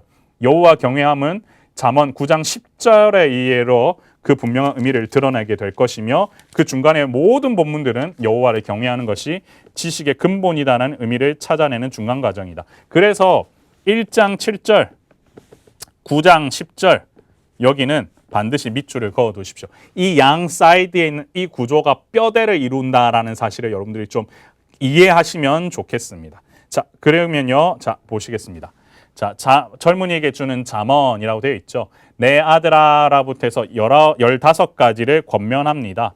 자기 아들이 인생에서 경건한 성공을 성취하기 위해서 지혜의 길을 추구하도록 설득하는 아버지의 권면이라는 형식으로 지혜를 소개를 하죠. 모든 젊은이들을 위한 교훈이다라는 부분이 드러나 있고요. 지혜는 자유와 안전을 제공한다라고 해서 부모에게 순종하고 악한 친구를 피하고 지혜를 구하고 명령을 지키는 자마다 복을 받고 지혜를 얻은 자가 받을 복이 무엇이며 다른 사람들에게 또한 친절하게 행하고 지혜를 얻고 마음을 지키고 사악한 길을 피하라는 이런 내용들이 이 잠언 1장부터 9장 사이에 서론격으로 나와 있죠. 그래서 지혜는 부정한 유격, 어리석은 습관, 게으름, 간통과 음료의 유혹으로부터 보호해준다. 자, 여기서 중요한 포인트, 음료를 또한 여러분들이 잘 보셔야 됩니다.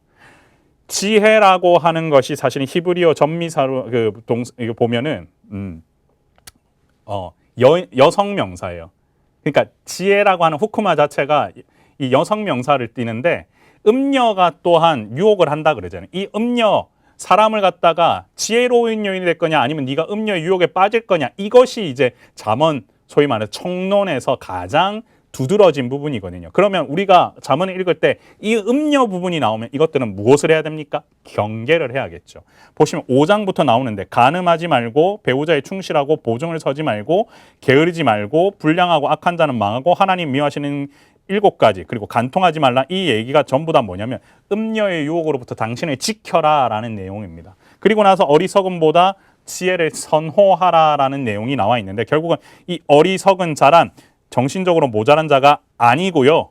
자부심이 강하며 자기 삶을 마치 하나님께서 없는 것처럼 운영하며 살아가는 자, 결국은 어리석은 여자가 되어서는 아니 된다라는 사실이 여기에서 9장까지 나와 있는 거죠.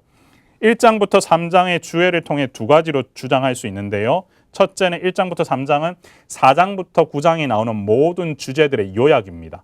둘째, 1장부터 3장은 기계적인 보상론, 너희가 선을 행하면 복을 받게 된다. 이것을 근거하고 있기에 하나님을 경외하고 노력하기만 하면 반드시 좋은 결과가 오게 될 것이다 라고 하는 여호와를 경외하면 당연히 복을 받게 될 거야 하고 하는 이 부분을 가장 중요하게 가르치게 되죠. 여러분 콜린 스미스가 쓴 손에 잡히는 성경에 보면은 지혜를 얻기 위한 첫걸음이란 표현으로 보시면 여호와 하나님을 경외함이 지혜의 시작이다라고 되어 있죠. 당신의 삶이 하나님께서 당신에게 맡겨주신 성스러운 위탁물임과 그 삶에 대한 청지기로서 책임을 져야 한다는 사실을 깨닫게 될 때 당신은 한순간 위해 살거나 물결에 휩쓸려서 살거나 충동에 떠밀려서 살지 않을 것이다. 무슨 말입니까? 하나님께 전적 위탁하는 삶을 살 때에 휩쓸리지 않는다라는 거예요. 여호와를 경외하는 사람은 휩쓸리지 않습니다. 그 어떤 곳에도 나의 눈길을 주지 않습니다. 오직 여호와 하나님께만 눈길을 주기 때문에 거기에서 맞는 참 지혜로 살아가는 자이지 결코 다른 것들에 대해서 휩쓸리거나 하지 않는다라는 그 사실을 여러분들 기억하시면 좋겠습니다. 여러분 오늘도 이 성경대학을 하는 이유가 무엇이냐면 마찬가지입니다. 하나님의 경외하는 방법, 하나님을 경외하면서 참 지혜를 얻기 위해서인 줄 믿습니다. 참 지혜를 얻은 사람은 요동치지 않습니다. 참 지혜를 얻은 사람은 이 코로나 바이러스 상황 가운데에서도 흔들리지 않습니다. 오직 여호와께 눈을 마주치시고 여호와께 엎드리십시오. 고난 속에 있습니까? 하나님께서 여러분들을 강건하게 하시고 훈련시키는 기간이라고 생각하시면서 저와 여러분 모두가 그와 같은 훈련을 통해서 순금과 같이 되기를 바라시는 하나님의 그 뜻이 있다라는 사실을 기억하셨으면 좋겠습니다. 자, 솔로몬의 잠언 10장부터 이어지는 개별 잠언이 등장한다라고 했던 사실 기억나십니까? 여기서는 또한 대꾸로 이루는 표현들이 많다고 되어 있는데요. 잘 보시면 주제별로 배열된 것이 아니라 한 구절들로 이어진 금언들이다. 지켜야 될 부분들이다. 솔로몬이 약 375개의 금언으로 구성되어 있고 지혜로운 자와 미련한 자를 대조하는 잠언, 그래서 반의대꾸법이 여기는 10장부터 15장까지는 나와 있다. 기억하시면 좋겠고요. 경건한 삶을 격려하는 잠언이 16장부터 22장 16절까지 나와 있는데 앞서 동의대꾸법으로 되어 있다. 그래서 자명한 도덕적 원리들이 같은 뉘앙스로 동의대꾸로 이루어져 있다라고 병행시켜 있는 방법으로 나와 있다는 것. 그리고 나서 이후에는 여러 가지 상황에 유용한 잠언들이 함께 나와 있다는 걸 기억하시면 좋겠고요.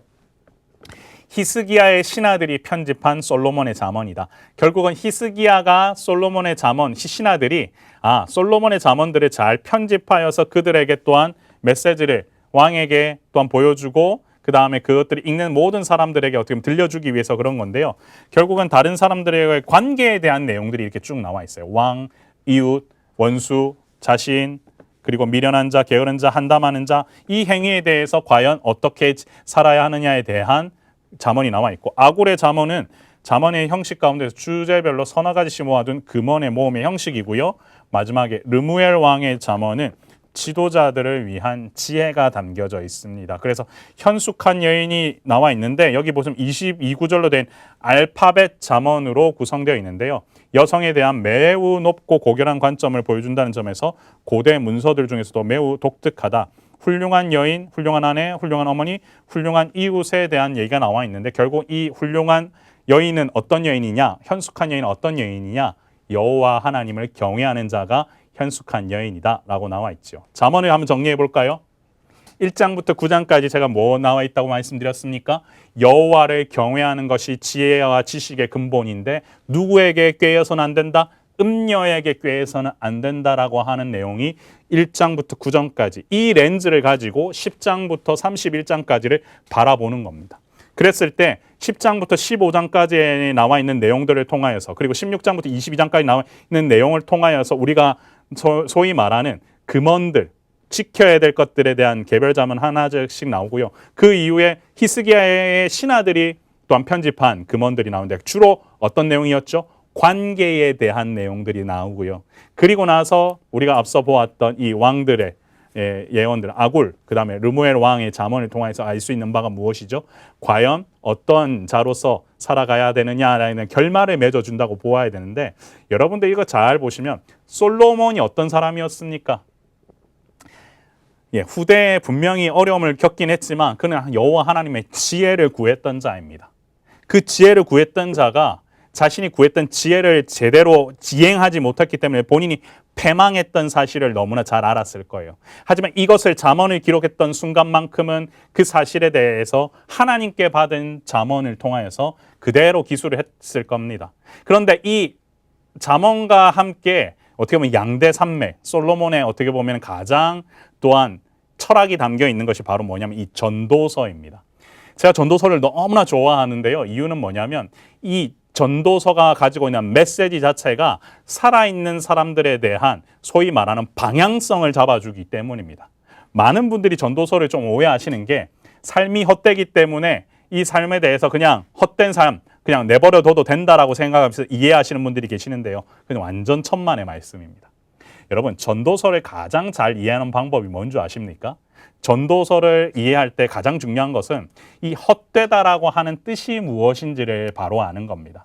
헤벨이라고 하죠. 하벨, 하바림, 하콘, 하벤, 하벨, 하바림, 하콘, 하벨.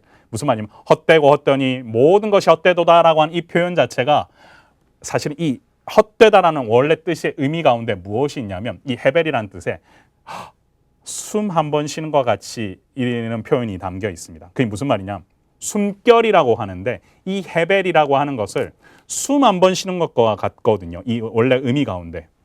많은 학자들이 다양하게 해석하는데 제가 좀 쉽게 말씀드리자면 한 번 내가 숨을 쉬는 것과 같은 일들이 계속 반복되는 거죠. 헛되고 헛되니 모든 것이 헛되도다라는 이 얘기는 사실은 설명을 드리면 숨 한 번 쉬는 것과 같으니 정말 숨 한 번 쉬는 것과 같구나.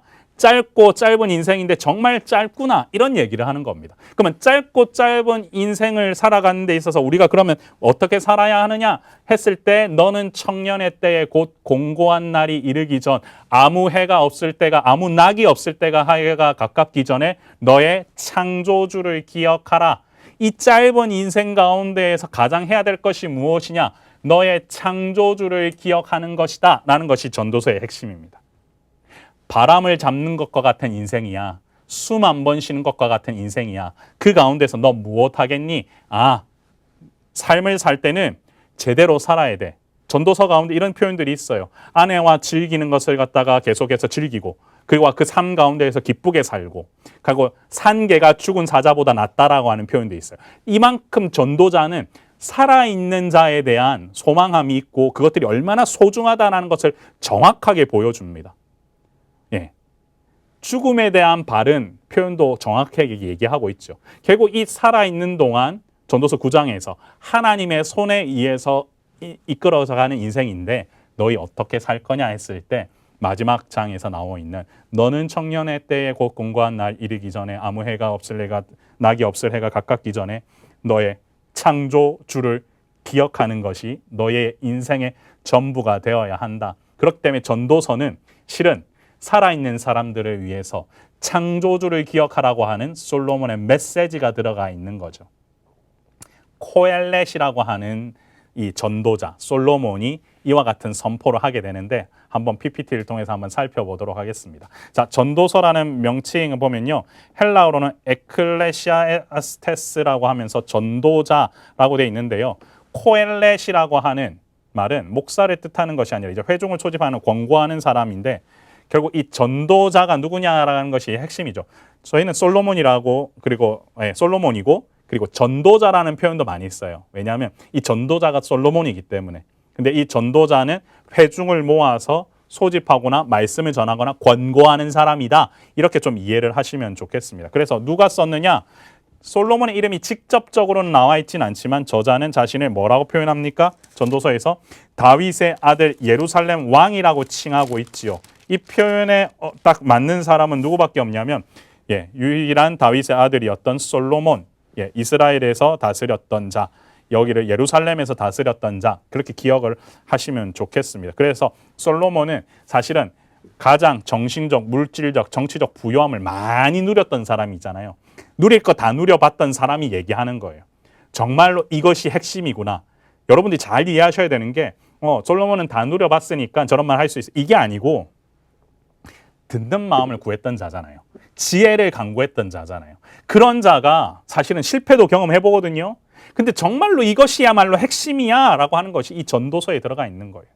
여러분들 그래서 전도서 말씀 읽으실 때만큼은 이런 마음을 읽으셨으면 좋겠는 게 정말로 삶의 핵심 가운데에서 내가 여호와 창조주를 기억하고 있느냐라는 사실을 염두에 두시면서 읽으셔야 된다라는 겁니다. 언제 솔로몬 통치 말기에 기록되어 있으니까 얼마나 더 자신의 통치 말기를 뒤돌아보면서 썼겠어요. 그죠? 그 다음에 유대인 전승에는 솔로몬이 젊은 날에는 아가를, 중년에는 잠언을, 그리고 노년에는 전도서를 기록했다라고 나와 있는데 한번 이건 참고해 두실 만한 필요가 있을 것 같습니다. 그리고요, 어디서 이스라엘 통치와 권위의 보좌였던 예루살렘에서 쓰여져 있고요. 무엇을 헛됨, 헛되다란 말이 약 37회 정도 나와 있는데요. 솔로몬은 전도서에서 유욕과 우상숭배 때문에 비롯된 그의 어리석음과 시간 낭비에 대한 후회를 표현하고 있다. 결국 도대체 삶의 목적은 무엇인가? 궁극적인 목표에 존재하는가라고 하는 그 질문을 갖다가 스스로 하고 있는 거죠. 여러분, 전도서를 이해하려면 헛되다라는 단어를 이해해야 합니다. 구약 전체 59회 중 전도서에서만 38회가 나오는 이 단어 숨, 또는 수증기로 정의가 되는데요.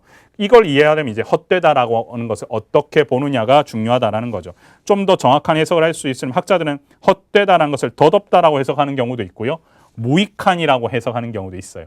무의미한, 목적이 없는, 가치가 없는 좌절, 부조리로도 해석을 합니다. 이런 다양한 의미 가운데에서 주목해보고 싶은 해석이 원어의 어밀의 삶, 숨입니다. 숨으로 해석하는데 이 한국어 번역상 그냥 부드럽게 해서 숨결로 표기를 한번 해보는데요. 여러분, 숨결로 헛되다를 해석하면 그만큼 이 세상은 짧고 일시적인 것으로 이해할 수 있다라는 사실을 먼저 여러분들이 알고 넘어가셨으면 좋겠습니다. 자, 그렇기 때문에 전도서의 저자는 살면서 누릴 수 있는 것을 다 누려보았어요. 부, 지혜, 명성, 그렇지만 이 세상은 그만큼 짧아. 숨결과도 같아. 이 사실을 알게 된 거죠. 바람을 잡는 거와도 같아. 이렇게 얘기를 하는 것과 같은 거죠. 하나님을 떠난 상태에서 누리는 권세와 인기와 특권과 쾌락은 허무하다. 숨결과도 같다. 짧다. 바람 잡는 것처럼 잡을 수가 없다. 이 얘기를 하고 있는 거고요. 하나님 자신 외에는 이 세상의 그 어떤 것도 사람의 마음속에 있는 하나님께서 만들어주신 빈 공간을 채울 수 없다. 그래서 여기 보면 이 세계는 두 가지 비극만이 있다. 하나는 사람이 원하는 것을 갖지 못하는 것이며 다른 하나는 그것을 갖게 되는 것이다. 결국 갖게 돼봐야 바람 잡는 거와 같거든요. 그렇기 때문에 이거 잡아봐야 소용이 없는 건데 거기에 목숨 걸면서 여러분 살고 있지는 않으십니까? 여호와 하나님을 경외하는 것이 이 땅을 살아가면서 가장 핵심인데 그것을 놓치고 살아가고 있지는 않으십니까? 여러분 기억하셔야 됩니다. 그렇기 때문에 우리는 정말로 전도서에서도 나타나 있는 그리스도를 발견하고 그 여호와 하나님의 경외하는 부분들을 함께 우리가 기억하면서 이 글을 읽어야 되겠죠. 전도서에 나타난 예수 그리스도, 하나님은 우리들 각자에게 영원을 사모하는 마음을 주셨어요. 그래서 최고의 선인 풍성한 생명을 제공하시는 한 목자에서만 발견하게 된다. 이 구절을 통하여서 예수님을 또한 발견할 수 있다라는 거죠. 그래서 하나님께서는 그러니까 결국엔 우리들 각자에게 이와 같은 영원을 사모하는 마음이나 생명에 대한 소중함들을 반드시 알게 하심으로 말미암아 이걸 통하여서 또한 전도서를 통해서도 그리스도를 발견할 수 있다라는 사실 여러분들 기억하시면 좋겠고요. 제가 앞서 말씀드렸죠. 너는 청년의 때에 너의 창조주를 기억하라라고 하는 이 구절 여러분들이 기억하시면 좋겠고요. 이래 결국은 다 들었으니 하나님을 경외하고 그의 명령들을 지킬지어다. 모든 사람의 본분이다. 결국 인생의 목적이 무엇이냐 하면 사실은 목적이 무엇이냐가 핵심이 아니라 누구냐 하는 것이다. 여호와 하나님이 인생의 목적이 되는 삶을 살아야 한다라는 것이 우리가 여기서 전도서를 통해서 배울 수 있는 부분입니다. 자, 어떻게 전도서의 3분의 1 이상은 시로 구성이 됐고요. 이야기도 포함이 되어 있습니다. 시편처럼 전도서도 정해진 하나의 구성 패턴을 발견하기 위해서는 좀 어려운 구조예요. 전도서는 해 아래에서의 삶에 대해서 의미와 만족을 치열하게 탐구한 결과를 기록한 책이거든요. 해 아래. 이 얘기는 뭐냐면 이 땅 가운데서 살아가면서 이 인생을 살아가면서 어떻게 살아야 하느냐 이 부분에 대해서 여러분들이 표현하고 있다는 것을 여러분들이 기억을 하시면 좋겠고요. 전도서는 무신론이나 회의주의라는 답을 주는 것이 아니고요. 인간이 최고의 선에 대해서 하나님 안에서 끝나야 된다. 결국 인생의 만족은 이 세상을 넘어서는 시야를 가질 때 발견되고 선하고 정의롭고 절대 주권을 가지신 하나님을 경외함으로써 삶이 이 짧은 삶을 극복할 수 있다라는 겁니다. 자, 전도서 본문을 한번 살펴볼게요. 1장 1절부터 11절까지는요. 전도자는 모든 것이 헛되다라고 주장하죠. 문법적으로 최상급 표현을 사용해 숨결 중에 숨결이라고 하는 표현을 2번이나 강조합니다. 결국 무엇이냐면 이 전도자가 본 세상이 영원한 것이 아니라는 거죠. 해 아래에서의 수고는 어떤 유익이 있는지를 판단해보고자 문제를 제기하는데요. 창조주 하나님이 만드신 자연에 대한 현실적인 묘사로 대답을 하죠. 세대, 해, 바람, 강의 특징을 그립니다. 전도자가 말하고자 하는 것은 무엇이냐? 여기에는 항상 순환적 일시성이라는 것. 쉽게 말하면 숨결과도 같은 세상은 그래서 분명히 생명력은 있지만 얼핏 보면 움직임이 전혀 없는 것처럼 보이지만 사실은 움직이고 있다라는 그 얘기를 하고 있는 거예요. 결국은 이와 같은 수고들이 계속 반복되고 있는데 과연 이와 같은 수고에 대해서 사람에게 유익한가라는 질문을 던지고 있고 숨결과도 같기 때문에 그거 자체는 그렇지 않다라고 응답하는 구조. 결국 뭐냐? 모든 것이 그만큼 짧다. 모든 것이 그만큼 하나님 앞에서는 사실은 움직이는 것처럼 그러니까 안 움직이는 것처럼 그냥 움직이고 있지만 그것이 사실은 따지고 보면은 헤벨이다. 이런 얘기를 하고 있는 겁니다. 모든 것이 헛되다라고 말한 이유는 뭐냐면 경험으로부터 논증인데요. 지혜도 헛되고 쾌락도 헛되고 위대한 업적도 헛되고 그다음에 수고하는 것도 헛되다. 그래서 2장 24절과 26절 여기는 밑줄을 그어 놓으시면 좋을 것 같아요. 사람이 먹고 마시며 수고하는 것보다 그의 마음을 더 기쁘게 하는 것은 없나니 내가 이것도 본즉 하나님의 손에서 나오는 것이로다. 여러분 전도서를 읽다가 하나님의 손이라는 구절이 나오면 무조건 박스를 치십시오. 하나님의 손에 의해서 다스려지는 인생이라는 것이 전도서에서 가장 중요한 포인트입니다. 그래서 전도자는 죽음 앞에서의 결과가 모두 같음을 고백하면서 모든 것이 바람을 잡는 것 같이 아무것도 아님을 알게 되고 이것이 해 아래에서의 삶을 지혜롭게 살기 위해 잊지 말아야 할 바임을 고백하고 있다라는 것을 여러분이 기억하시면 좋겠고요. 관찰로부터의 논증, 하나님의 계획의 불변성은 모든 일에 때가 있다라는 것. 그래서 3장을 읽으면서는 핵심이 뭐냐면 모든 일에 어떤 때가 있다. 만사에는 때가 있다. 하나님의 때가 있다라는 표현이 나오는데 모든 일에는 하나님 주관하신 때와 시기가 있음을 주장하면서 사람이 행하는 수고만으로는 결코 유익을 누리지 못하고 결국에는 모든 것이 때에 따라 주시는 하나님의 선물이라는 사실을 여러분 기억을 하셔야 돼요. 전도자는 사람의 인생이 결국에는 흙으로 돌아가기 때문에 자기 일에 즐거워하며 사는 것이 소명이라고 주장을 합니다. 결국 감사하면서 사는 인생이 중요하다라는 거죠. 전체를 보면요. 삶의 불공정성이 4장에서 나오고요. 형식적인 신앙생활의 불완전성, 부의 불충분성, 피할 수 없는 삶의 허무함 이런 얘기들이 나옵니다. 결국 해 아래에서의 삶이 어떻다라는 거예요? 사람을 학대하거나 성공과 성취를 위하는 지향하는 노력이나 고독은 경계해야 될 부분이다. 이런 삶은 지향해야 된다. 그래서 결국 전도자는 공동체 안에서 더불어 살 것을 지향하면서 지혜에 있는 삶의 중요한 가치를 권면하고 하나님 경외하는 삶이 필요하다라고 제안을 합니다. 우리가 우리의 만족을 누리기 위해서 집중하는 인생이 아니라 정말 하나님의 만족, 하나님을 위해서 살아가는 그 삶을 지향해야 된다라는 거죠. 결국 하나님께서 선물로 재물, 부요, 존귀, 다산, 장수와 같은 걸 주셨다 할지라도 이것 자체가 만족함을 줄 수 있다라는 겁니까? 없다라는 겁니까? 줄 수 없다. 이거는 바람을 잡는 것과 같다. 그렇죠. 결국은 여호와 하나님을 경외하는데 모든 것을 우리가 집중해야 될 것이다. 그래서 바람 잡는 연습을 계속 하시면 안 됩니다. 우리가 모든 삶에 있어서 바람 잡는 훈련을 계속 하다 보면 계속 손에서 여러분 한번 잡아보십시오. 바람이 잡힙니까? 안 잡힙니다. 근데 우리는 계속 뭐 하려고 합니까? 바람을 잡으려고 합니다. 그것들을 여러분들이 기억하시면서 계속 인생 이 전도서를 한번 읽으시면은 훨씬 더 많이 도움이 되시리라고 믿습니다. 자, 그리고요. 계속 한번 볼게요. 여러분 4장 16절에 보면 이 구절 4장 4절에 나와 있는데 제가 한번 읽어볼게요. 4장 4절을 한번 읽어볼게요. 내가 또 본즉 사람이 모든 수고와 모든 재주로 말미암아 이웃에게 시기를 받으니 이것도 헛되어 바람을 잡는 것이로다. 두 손에 가득하게 고 수고하며 바람을 잡는 것보다 한 손에만 가득하고 평온함이 더 낫다.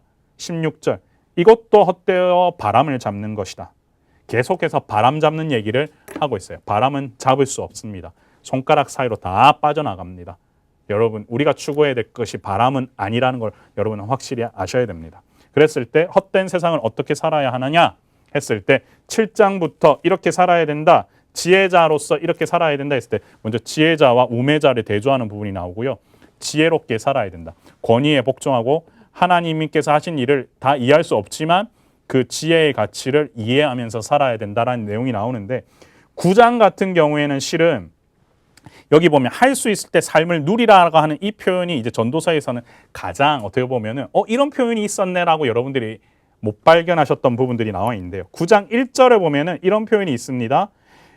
그들의 행위나 모두 다 하나님의 손 안에 있다. 사랑을 받을는지 미움을 받을는지 사람이 알지 못하는 것은 모두 그들의 미래의 일들이다. 결국 뭐 했자고요? 하나님의 손 아래에 있는 삶이라는 거예요. 거기서 보시면 제가 앞서 말했던 4절에 보시면 9장 4절에 산개가 죽은 사람보다 낫다. 산자들은 죽을 줄을 알되 죽은 자들은 아무것도 모르기 때문이다. 살아있는 것에 대해서 소망함이 분명히 있죠. 그와 함께 여기의 내용들을 하나하나 보시다 보면은 그만큼 하나님께서 할 수 있을 때 삶을 온전히 누릴 수 있도록 이어가시는 그런 메시지들을 솔로몬에게 주셨다라는 겁니다. 여러분, 전도서는요, 삶을 살지 말라고 나와 있는 내용들이 아닙니다. 이렇게 살아야 된다는 내용들이 나와 있거든요. 결국 이 삶의 불확실성에 대처하기 위한 조언은 무엇이냐? 지혜의 특성들이 있는데 결국에는 여러분들이 확실히 알아야 될 부분은 뭐냐면 청년의 때에 이 젊은 날의 창조주를 기억하라는 표현입니다. 근데 여기 좀 오해를 하시는 게 뭐냐면 나는 지금 벌써 노년인데 아니요. 여기서 말하는 청년이라는 범위 자체는 이 땅 가운데에서 살아가고 있는 사람이라면 누구나 해당이 되는 표현입니다. 결국 이 땅 가운데에서 살아가는 모든 자는 젊은이로서 여호와 하나님 앞에서는 젊은이인데 그 젊은이들은 무엇을 해야 되냐? 창조주를 기억하기 위해서 노력을 해야 된다. 결국 전도자는요, 숨결과도 같은 인생을 누릴 것을 강조하면서 마지막 결론을 내리는데 결국은 이 짧게 지나가는 젊은 청년의 시기에 가장 집중해야 될 것은 창조주 하나님을 기억해야 된다는 것이다. 짧은 인생을 살아가면서 헛된 것에 마음을 뺏기지 말고 하나님을 경외하고 그의 명령들을 지키고 사람의 본분에 집중하는 것이 해 아래에서 살아가는 사람들이 해야 할 일이다. 그래서 여호와 하나님을 경외하고 그 명령을 지키라는 것이 핵심이다라는 것이 전도서의 핵심입니다. 자, 정리해 볼까요? 전도서도요. 여러분, 전도서의 처음 부분 제가 뭐라고 말씀드렸습니까? 정말 모든 것이 헛되다라고 했는데 그 헛됨이 뭐라고 말씀드렸습니까? 숨 한 번 쉬는 것 같은 숨결이다. 그만큼 이 땅 가운데 살아가야 될 인생이 짧고 짧다. 그러면 어떻게 살아야 되느냐? 이 땅 가운데 살아가는 인생 가운데에서 우리가 지혜를 추구해야 되고 바람 잡는 일에 집중해서는 아니 된다. 그러나 우리가 이 살아가는 동안 이 땅의 삶이 할 수 있는 대로 누릴 것은 누리되 너희가 이 젊은 때에 이 모든 시기 가운데 여호와 하나님의 창조주를 기억하는 데에는 집중해야 한다. 그것이 전도서가 주는 우리의 핵심입니다. 인생은 그만큼 짧습니다. 우리가 손에 잡을 수가 없습니다. 그렇기 때문에 여러분들 기억하십시오. 하나님 주신 인생을 기쁘게 사는 방법은 하나님을 경외하면서 사는 것임을 기억하셨으면 좋겠습니다. 자, 그러면 아가서 넘어가겠습니다. 자, 아가서는요, 보통 우리가 사랑에 대한 얘기들을 얘기한다고 말씀을 드렸잖아요. 그러면 서론 부분을 먼저 살펴볼게요.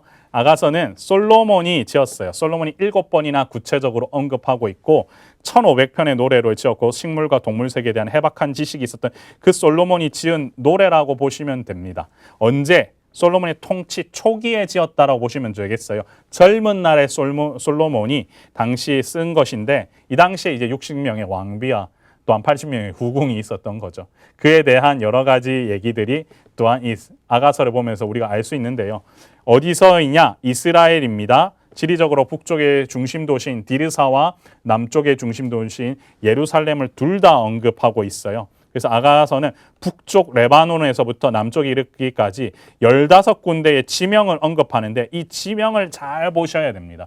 솔로몬이 초기 통치 시대에는 이 이스라엘이 번성했잖아요. 그렇기 때문에 이 아름다운 곳 하나하나를 다 지명을 얘기하면서 뭔 얘기를 하고 싶으냐면 하나님께서 주셨던 이 땅 가운데의 이 도시들, 이 하나하나 이곳이 다 하나님께서 나에게 주신 사랑의 어떻게 보면 표시인 거죠. 그러니까 여기와 같은 그 장면을 묘사하면서 이 아가서에 예루살렘이 어떤 곳이고 게달이 어떤 곳이고 엔게디가 어떻고 하면서 그 표현을 하면서 솔로몬이 이 사랑 노래를 불렀다라는 것이에요.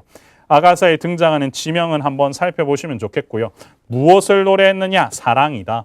그래서 솔로몬이 쓴 사랑 노래다. 그래서 솔로몬의 아가라 이러면서 술람미 여인을 사랑하여 구애하고 결혼하게 되는 것을 노래하는 부분을 통해서 여기서 우리가 알 수 있는 것은 부부간의 사랑의 기쁨과 아픔을 묘사하고 있다는 거 같이 보시면 되겠고요. 아가에 나타난 예수 그리스도, 솔로몬과 술람미 여인의 사랑은 상징적으로 하나님과 구약 이스라엘, 그리스도와 교회 사이의 사랑을 나타내고요. 구약 성경에서 이스라엘은 하나님의 신부로 간주가 되죠. 그래서 이스라엘에 대한 사랑이 여기에 어떻게 보면 또한 묘사되어 있다라고 보시면 되겠고요. 교회와 또한 그리스도, 그다음에 구약 이스라엘과 하나님과의 관계를 이 솔로몬의 아가를 통하여서 우리가 알 수 있게 되죠. 신약에서는 교회가 그리스도의 신부로 나타난다라는 부분도 같이 아시면 되겠고요. 이 핵심 구절 여러분들이 표시하시면 좋을 것 같은데요. 사랑은 죽음같이 강하고 질투는 소울같이 잔인하며 불길같이 일어나니 그 기세가 여호와의 불과 같으니라 하면서 이 사랑의 위대함에 대해서 솔로몬이 고백하는 노래다. 이렇게 여러분들이 이해하시면 되겠습니다. 결국 아가서는 히브리 시로 기록되어 있고요. 솔로몬의 1500편 노래 중에서 노래 중에 노래라고 우리가 보시면 되겠습니다. 극적인 시, 드라마틱 포임이고요. 그 다음에 아가서에는 시적 이미지가 풍부하게 나온다. 그래서 사용되지 않는 49개의 단어가 있을 정도로 여기는 어떻게 보면 다른 구약 성경과는 다르게 독특함이 있죠. 그래서 인간의 사랑에 대한 적절한 관점을 제공해 주고요. 쾌락주의나 금욕주의 같은 양극단은 피하게 한다라는 거. 그래서 구원기간, 결혼 후의 사랑의 기쁨과 같은 것을 노래하고 있고요. 결혼이라고 하는 울타리 안에서 누리는 육체적 아름다움과 성적 관계를 천박하거나 영적이지 않은 것으로 치부하거나 멸시하지 말라고. 결국 성은 하나님께서 만드신 것이고 그 즐거움도 누려야 된다라고 하면서 결혼이라고 하는 울타리 안에서 사랑하는 법을 가르치는, 어떻게 보면 지금과 같은 가정 가운데에서 이 아가서를 읽음으로 말미암아 가정의 회복까지도 우리는 누릴 수 있는 그런 어떻게 보면 메시지라는 것을 여러분들이 아셔야 됩니다. 에덴 동산의 원초적인 사랑으로 거슬러 올라간다. 그곳에서 남자와 여자는 벌거벗었으나 부끄러워하지 않았고 수치심도 죄의식도 없었고 하나님 보시기에는 어떻게 보면 되게 기뻐함, 하나님이 기쁨이 되는 존재였거든요. 그것을 이 아가서를 통하여서 우리가 느낄 수 있으면 좋겠다라는 겁니다. 사실 이 아가서는 여러분 첫 300년 동안 교회 역사 가운데 첫 300년 동안 참 많이 논쟁이 심했어요. 그래서 하나님의 이름을 한 번밖에 사용하지 않거나 이런 부분들이 있고 아가서를 인용하는 성경은 없기도 하는데요. 그럼에도 불구하고 아가서를 우리에게 주신 이유는 분명히 있습니다. 하나님의 사랑에 대한 관점들을 이해하기 위해서 충분히 우리는 이해할 수 있는 성경이니까 여러분 아가서를 묵상하시면서 또한 하나님 사랑을 또한 느껴보시면 좋겠습니다. 그래서 1장부터 5장까지는 사랑의 시작, 사랑에 빠진다라고 하는 제목으로 보시면 좋겠고요. 여인의 사랑 고백, 연인들의 사랑 고백, 왕이 신부의 집을 방문하고 서로 헤어지는 꿈을 꾸는 신부 이렇게 나와 있는데 여러분 이 아가서 보시면서 이 강의안 놔두시고 여러분 성경에다가 표시를 하시면서 제목을 갖다 이렇게 달아보십시오. 그 다음에 사랑 안에서 하나가 된다. 3장 6절부터 5장 1절까지. 그래서 결혼 예식 중요하고요. 신부를 위한 노래, 그 다음에 합방을 통해서 결혼이 완성된다. 그래서 사랑의 갈등이 분명히 이루어지는 부분이 있는데요. 두 번째로 서로 헤어지는 꿈을 꾼 신부. 솔로몬이 그녀의 방문하에 왔으나 그녀가 늦게 응답해 솔로몬이 가버린 꿈을 꾸는 장면. 그래서 늦은 밤에도 불구하고 솔로몬을 찾아 예루살렘에 헤매는 그런 장면들이 나오고요. 신랑을 위한 노래, 신부를 위한 노래 나오고 사랑의 성숙하면서 사랑하는 자와 사랑받는 자의 서로에 대한 사랑의 초천으로 막을 내리게 됩니다. 결국은 무엇이냐면요. 여러분 하나님께서는 결혼이라고 하는 제도를 통하여서 분명히 하나님에 대한 신랑 대신 예수 그리스도, 신부된 우리 표현하셨잖아요. 여기서도 마찬가지예요. 신랑과 신부, 남편과 아내의 그 관점으로 우리가 하나님과 이스라엘 백성과의 관계, 예수 그리스도와 교회의 관계, 우리와 하나님과의 관계를 우리가 이걸 통해서 발견하게 되는데 가장 중요한 것은 사랑이 그만큼 뭐 해야 된다? 깊어져야 된다라는 그 사실을 우리가 발견하면 되겠습니다. 자, 욥시 잠전화를 다 정리했는데 우리에게 시가서를 주신 이유를 한번 살펴보도록 하겠습니다. 첫 번째, 고난에는 뜻이 있다라는 거죠. 사랑하는 성도 여러분, 고난에 뜻이 있습니까? 없습니까? 다 있습니다. 그걸 늘 기억하면서 믿음으로 주님의 자녀가 되어야 합니다. 여러분 욥기도 그렇고요. 그 다음에 우리가 함께 봤던 시편도 그렇고요. 고난을 통해서 하나님께서 주시고자 하는 뜻을 충분히 발견할 수 있는 것들을 우리가 알게 되었죠. 그만큼 고난을 통해서 하나님께서 주시고자 하는 뜻을 발견해야 되고요. 하나님의 언약 실패합니까? 안 합니까? 우리가 시편 3권을 통해서 다윗의 언약은 실패한 것이었습니까? 라고 질문을 하였을 때 그렇지 않았다라는 점이 드러나게 되죠. 그 부분을 우리가 잘 기억하면서 계속 묵상을 하시면 하나님 주시는 메시지를 발견할 수 있다는 거예요. 결국은 하나님의 언약은 실패하지 않았고 하나님의 영광을 온전히 찬양하면서 결코 깨지지 않는다라고 하는 그 사실을 여러분들이 기억하시면서 함께 나아가시면 좋겠고요. 그 다음에 여호와를 경외하는 것이 지혜의 근본이 된다. 그러면서 이 지혜를 추구하는 현숙한 여인과 같은 삶을 살라. 그래서 어떤 상황 속에서도 여호와 하나님을 경외하는 것이 지혜와 진식의 그 근본이니 너희는 믿음의 자녀들은 그렇게 살아가길 바란다. 그와 함께 이 숨결과도 같은 짧은 인생 가운데에서 창조주를 기억하는 것이 복임을 깨닫도록 여러분이 또한 기도하셨으면 좋겠습니다. 인생이 짧습니다. 그만큼 이 짧은 인생 가운데서 우리가 해야 될 것은 창조주를 기억하는 것이고 마지막으로 참 사랑의 기쁨을 깨달아 앉는 것보다 중요한 것은 없다라는 것을 여러분 기억하시면서 우리 이 시가설을 마무리했으면 좋겠습니다. 여러분 욥시 잠전하를 짧은 시간 안에 제가 압축해서 알려드렸는데 우리가 기억해야 될 메시지는 제가 마지막 부분에 다 담았습니다. 고난의 뜻이 있어요. 그렇죠? 우리는 그 고난을 통해서도 확실히 알아야 돼요. 언약은 깨지지 않습니다. 또 어떻게 하고요? 여호와를 경외하는 것이 지혜의 근본이며 이 짧은 인생을 살아가는 동안 여호와 하나님을 기억하면서 살아가야 되고 창조주를 기억해야 하고 참 사랑의 근원이신 하나님의 사랑을 느끼면서 살아가는 여러 성도님들 되셨으면 좋겠습니다. 여러분 짧은 시간 동안 집중하시면서 들으시느라고 수고하셨고요. 제가 기도하고 마무리하고 다음 주에는 에스라, 느헤미야, 에스더 역사서 부분 그 부분 또한 강의해 드리도록 하겠습니다. 자, 기도하겠습니다. 존귀하신 하나님 아버지 은혜를 감사합니다.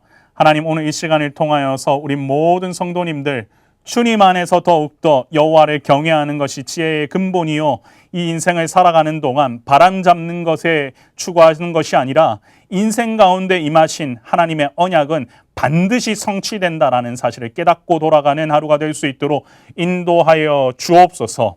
다윗의 자손으로 오신 예수 그리스도로 말미암아 이 땅 가운데 언약은 반드시 성취되는 줄 믿습니다. 하나님께서 그 언약 가운데 함께 계셔서 오늘도 우리와 함께 동행하고 계신 줄 믿사오니 주님 참 사랑을 깨달아 아는 그 하나님의 자녀가 될 수 있도록 도와주시고 하나님과의 관계도 더욱더 깊어져 그 관계 속에서 더욱더 주님을 묵상하며 나아가는 우리 모든 성도들 되도록 주님이 함께하여 주옵소서. 감사드리며 예수 그리스도의 이름으로 간절히 기도드리옵나이다. 아멘.